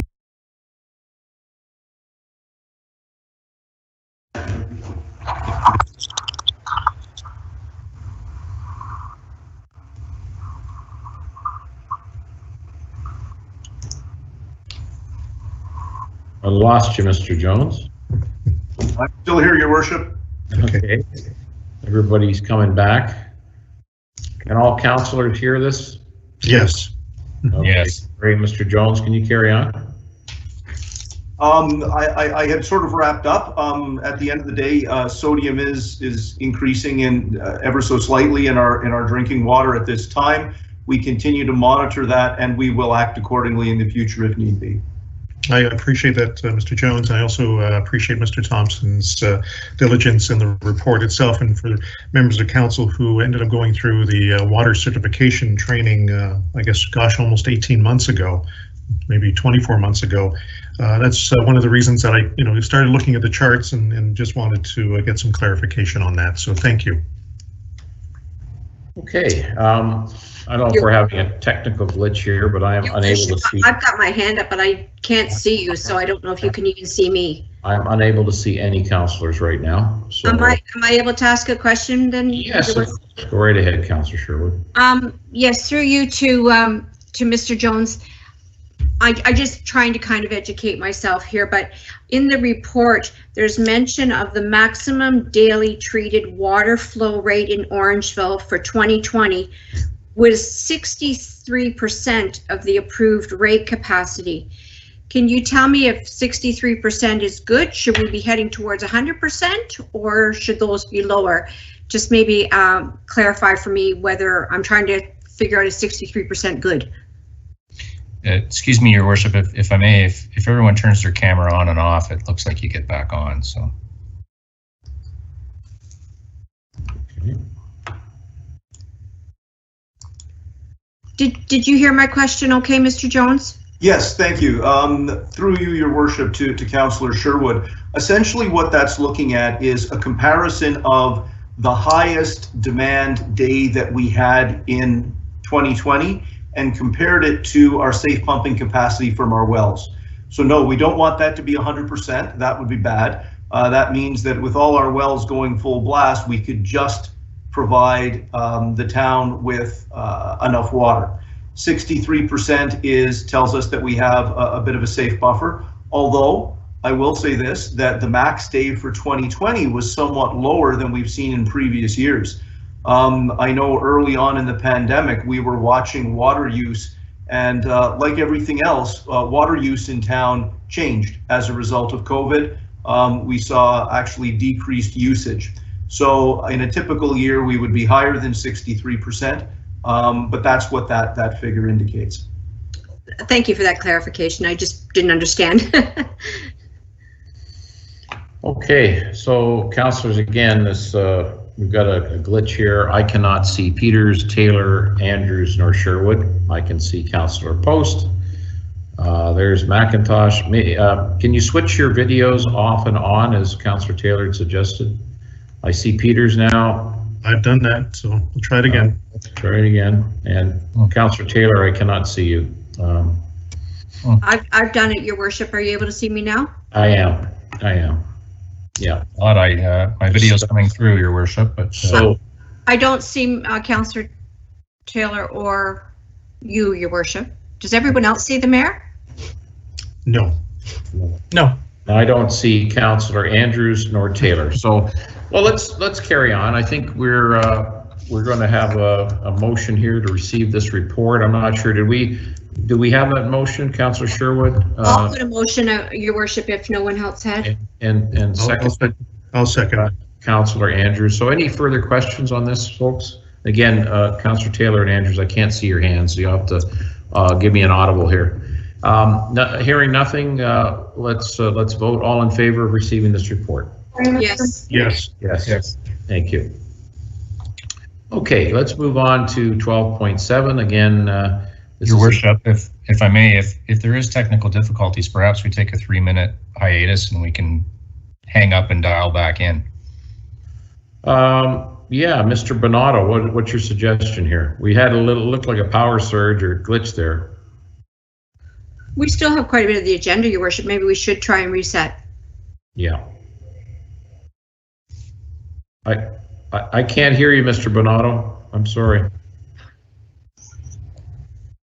Through you, Your Worship, if you guys would like, you can take a 5-minute break and everybody can leave and rejoin the meeting, and we can try that. Yeah.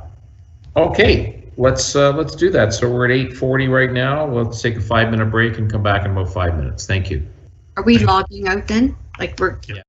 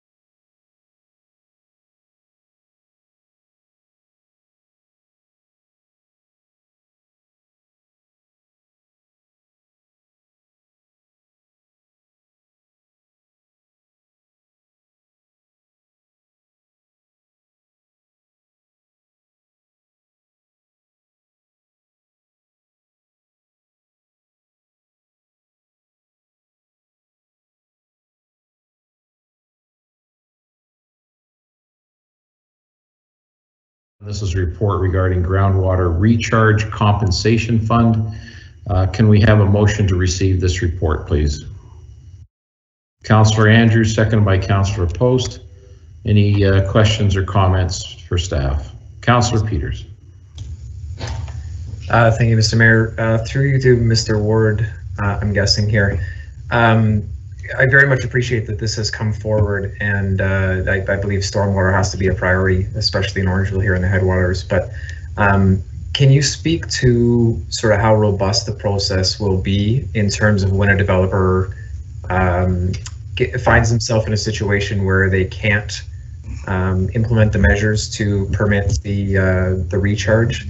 I guess the bottom line is, what assurances do we have that the development will not try their best to get out of this requirement? How strict are the protocols, you know, to new developments to meet these criteria? Mr. Ward.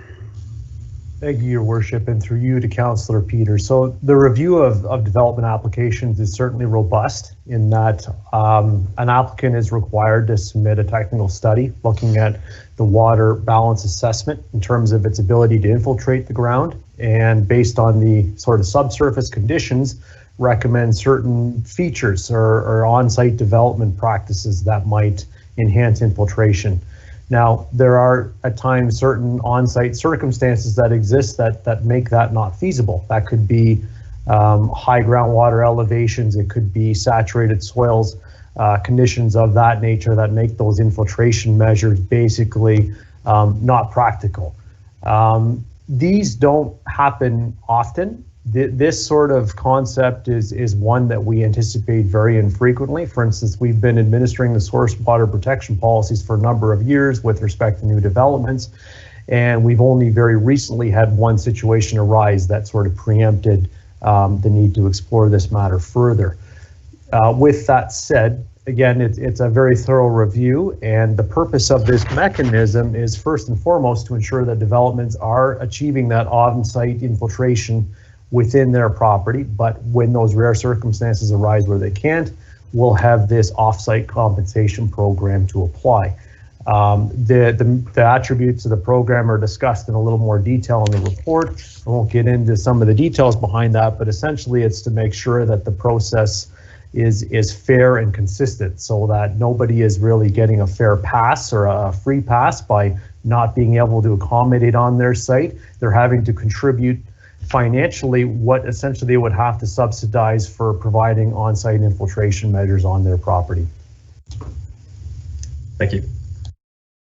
Okay, any other comments or questions on this matter? All right, all in favor? Very good. Moving on to 12.8, this is the report on the Water Pollution Control Plan, annual report. May I have a motion to receive this report? Councillor Peters, seconded by Councillor Andrews. Any comments, questions on this, councillors? All in favor? Yes. Yes. We have now correspondence, item 13. We have correspondence from Bob Richardson and Myrna Richardson regarding the proposed development at 200 Elizabeth Street. And we also have correspondence from the town of Mono regarding issues with the Highway Traffic Act. Can we have a motion to receive these two pieces of correspondence, please? Deputy Mayor McIntosh, seconded by Councillor Andrews. Any comments on these correspondence? Councillors Taylor, Post, and Andrews. Okay, Taylor first. Go right ahead.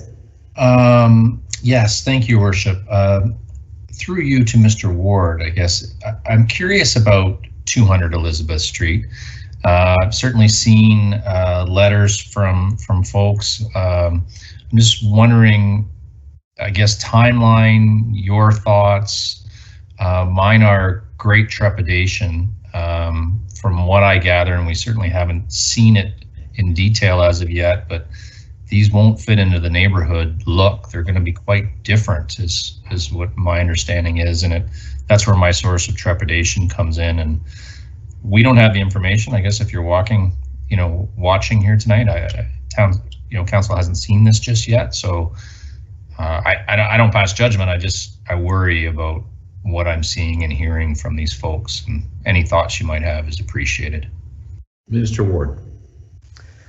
Thank you, Your Worship, and through you to Councillor Taylor. We are anticipating scheduling a public meeting next month to give more information about this particular development and obtain more community feedback at that time. It is a proposed intensification project, so they are proposing to introduce new units as well as maintain an existing convenience retail use at that location. It is a redevelopment proposal that's looking to enhance the property. There's perhaps some challenges that exist there with respect to access and such. So the proposal overall is seeking to enhance that site. I gather there are some considerable community concerns with respect to traffic and building height. It's noteworthy to add that the building height matter actually, the proposed development is actually less than what is currently permitted as of right by the current zoning. So that is an important consideration to look at. We do recognize that the existing area is predominantly low rise, i.e. single story, but it is important to note that the site itself is zoned to permit a higher building height at that location.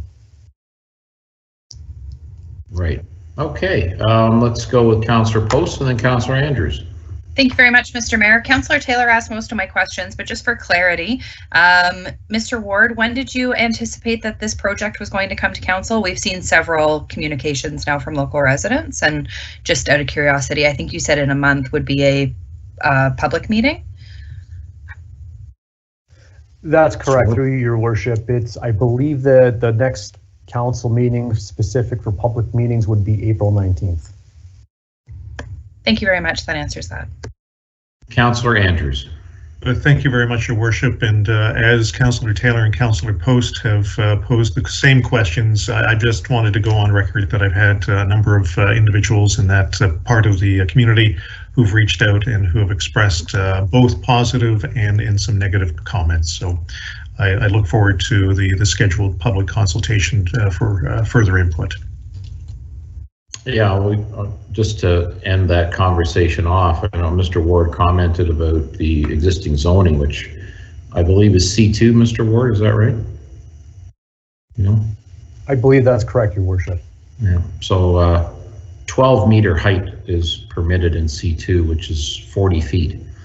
So, you know, I think what the proponent has brought is a two-story building, and it's a double lot for those of you who've been in the neighborhood. So it's going to be interesting to see what happens there on the public consultation. But there are a number of duplexes on Elizabeth Street as well. So hopefully when we see the visual, it won't be as disturbing as what some people have suggested it would be. Okay, so again, we're voting to receive that. Any comments on the Town of Mono correspondence, councillors? Okay, all in favor receiving this? Thank you. Moving on to 14, we have no committee or board minutes to discuss. And 15 is a notice of motion prior to meeting from Councillor Peters. Councillor Peters, could you fill us in, please? Sorry, Mr. Mayor. Yeah. Yes. Sorry to if under 14, we have minutes from the Cultural Plan Task Force, Sustainable Orangeville. Oh, I apologize. I'm sorry.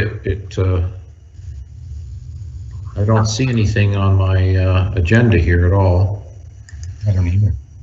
And when I click on it as well, but I'm sorry, the items again, Madam Deputy Clerk, are? Yep, no problem. I can read them out. That the minutes of the following meetings be received. The 2020 December 8th Cultural Plan Task Force minutes. The January 5th, 2021 Sustainable Orangeville minutes. January 27th Library Board minutes. February 2nd Joint Accessibility Advisory Committee minutes. And February 9th Sustainable Orangeville minutes. Okay. Well, let's have a motion to receive those minutes. Councillor Taylor has his hand up. Councillor Andrews seconding. Your Worship, wish to comment on those minutes? Yes. Councillor Taylor. I wouldn't like to. And then Councillor Andrews. I guess I can move it, but to me, they're not here. I went on the e-scribe. That's how I looked at it. I haven't reviewed them. I would suggest that we move this to a future meeting. You don't have them either, Your Worship. I do not have them in front of me. I don't know how we can pass something you can't see. Yeah. It's interesting. I have mine in front of me. But. Yeah, I had that was in the separate package, so they aren't on the e-scribe, but they were in fact on the PDF that was sent to members of council. Okay. Well, I'm in favor of what Councillor Taylor is suggesting, that we bump this to our next meeting, because unless everybody, do we have a preponderance here of councillors that reviewed these minutes? We can wait. I'd have no problem waiting. You do? Can wait. You know. Okay. Mr. Mayor. Yes, Councillor Peters. I'd have to read through the minutes specifically in here, but I know recently in Sustainable Orangeville we had a resignation, and to move that process forward, council will need to approve the minutes of that meeting. So to get another member on board, it would be nice to move that forward. I had access fine through e-scribe. So. Yeah, I have to apologize. I did not read those minutes. So if should we take another 5-minute break here, folks, and pull up that PDF and run through those minutes? I didn't realize there were that many people that wouldn't have read it. I just was hoping to move that process along, but I suppose 2 weeks is. Well, it's going to be 3 weeks. Our next meeting is April 12th. So. Okay. Your Worship, can I ask Councillor Peters a question, please? Which minutes, Councillor Peters, do you make mention of losing a member? That's a good question. I'm just skimming through them here. I know it was in one of the most recent meetings we had. It's on this one. Mr. Mayor, if I could just provide some clarification. Yes. I got it. So the minutes for Sustainable Orangeville don't actually need to be received in order to move forward with resignation and appointment of a new member. So should council want to defer the receiving of the minutes to a future meeting, that's okay. It will not hold up the process. Okay. Thank you for clarifying. It was the January, Councillor Sherwood, just for your information. Okay. So are you going to be putting something in new business about that? Because I also have a heritage one that I'd like to discuss. I didn't intend on bringing it up. It was my understanding that once the minutes made their way through this meeting, the clerk's office would take the next steps to open up the recruitment process again, unless I'm mistaken. So, Madam Deputy Clerk, is that correct? Through you, Mr. Mayor, the clerk's office has been advised of the resignation, so we will put together a report to bring forward to council at a future date with respect to the appointment process to fill those vacancies. Madam Clerk, is that including the recent Heritage Orangeville resignation? Through you, Mr. Mayor, yes, that's correct, Councillor Sherwood. Okay, I just know that council has not seen those minutes because that just happened. Okay. All right, so I think we'll take Councillor Taylor's suggestion here and push those minutes approval off till next agenda. And moving on to item 15, which is the notice of motion for Councillor Peters. Councillor Peters, over to you, sir. Thank you, Mr. Mayor. Through you, this is sort of an extension of a motion we made previously regarding provincial ministerial zoning orders and the ability of the minister, in this case, to make planning decisions without the local input, or to bypass the process that's been established. And so the province has entered Schedule 3 into a fairly recent bill called 257 that would again open up that sort of can of worms. And I put this motion forward to oppose that action at the provincial level. Okay. So is this something we need a seconder for? Yeah, go ahead. Councillor Post. Any comments or conversation amongst councillors? Councillor Sherwood. Yes, Your Worship. Do you know if Schedule 3, and I apologize, this just clued into me right now, or I would have been more prepared. Do you know if Schedule 3 in Bill 257 also gives the province the power to override a heritage building being demolished? Because I'm going to tell you what we've been told under Bill 257, that locally at the municipality, if a heritage building, if they make application to demolish it, we could stop that demolition at the council level. But apparently the province can come in and override that request if that heritage building did not have a provincial government significant piece of heritage in Orangeville.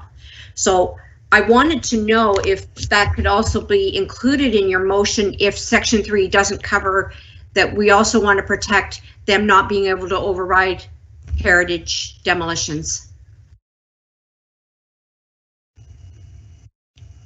I think you're muted, Councillor Peters. Thank you. Sorry, through you, Mr. Mayor, and perhaps through to Mr. Ward, because this is a planning matter. I know Schedule 3 talks about ministerial orders that that may go against the planning statement, I believe it's called, or the planning framework. So whether or not that includes heritage, I couldn't say specifically.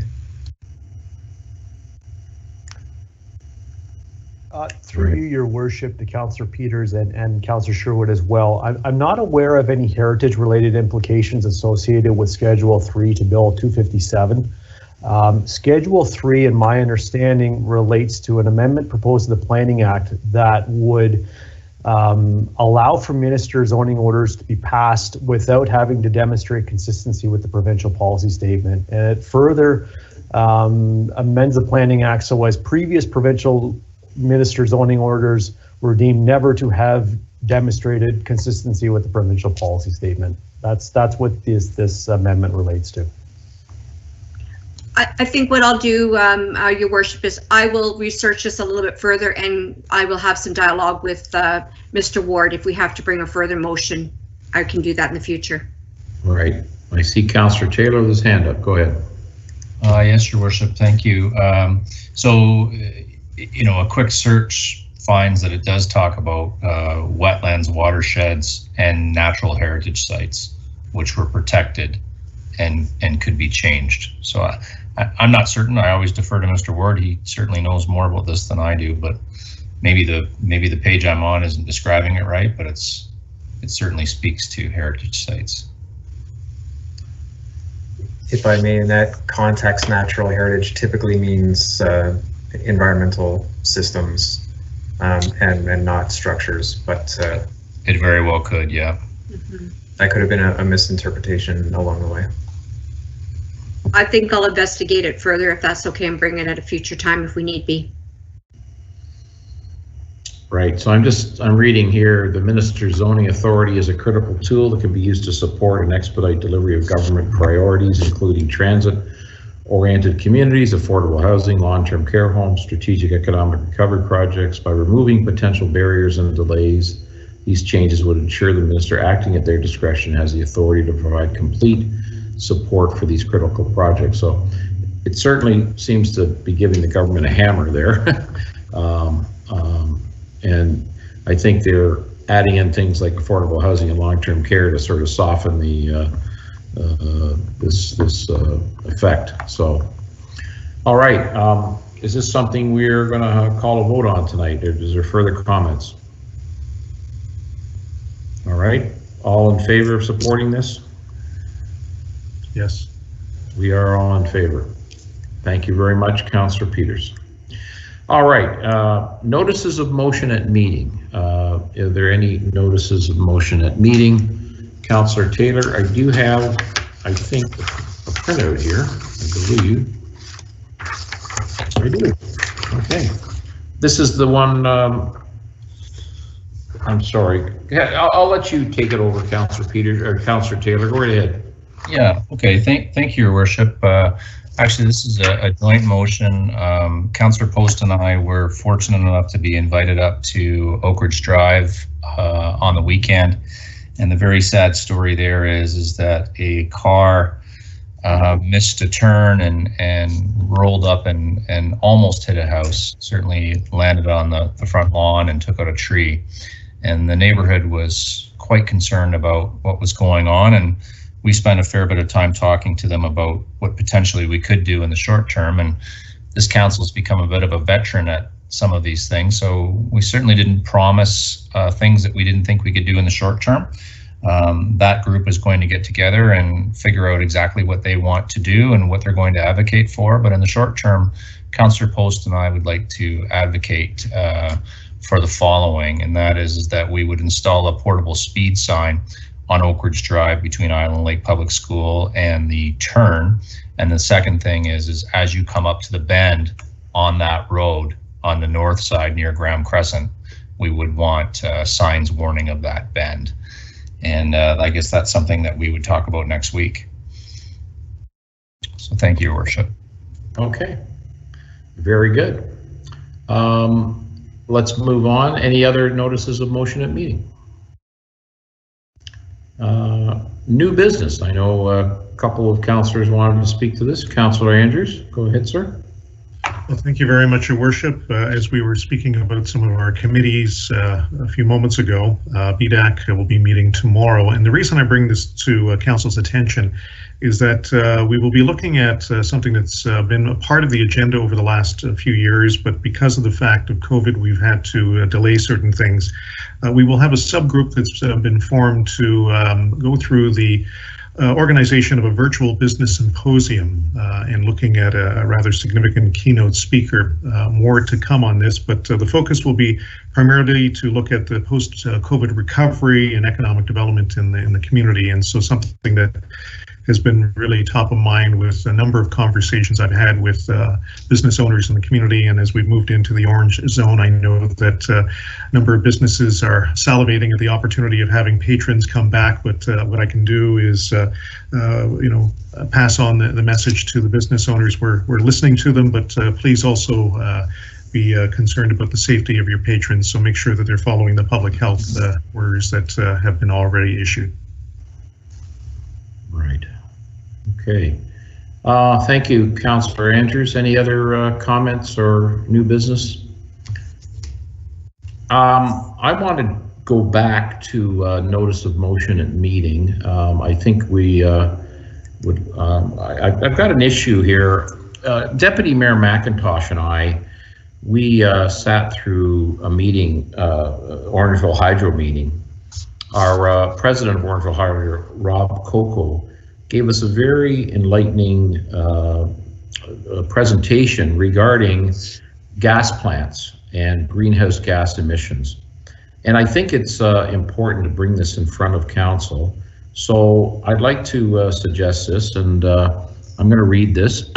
Mayor Brown says, whereas council at its meeting on February the 8th, 2021 passed a motion on greenhouse gas emissions and the phasing out of gas-fired electricity generation with an emphasis on proven renewable energy technology and energy storage.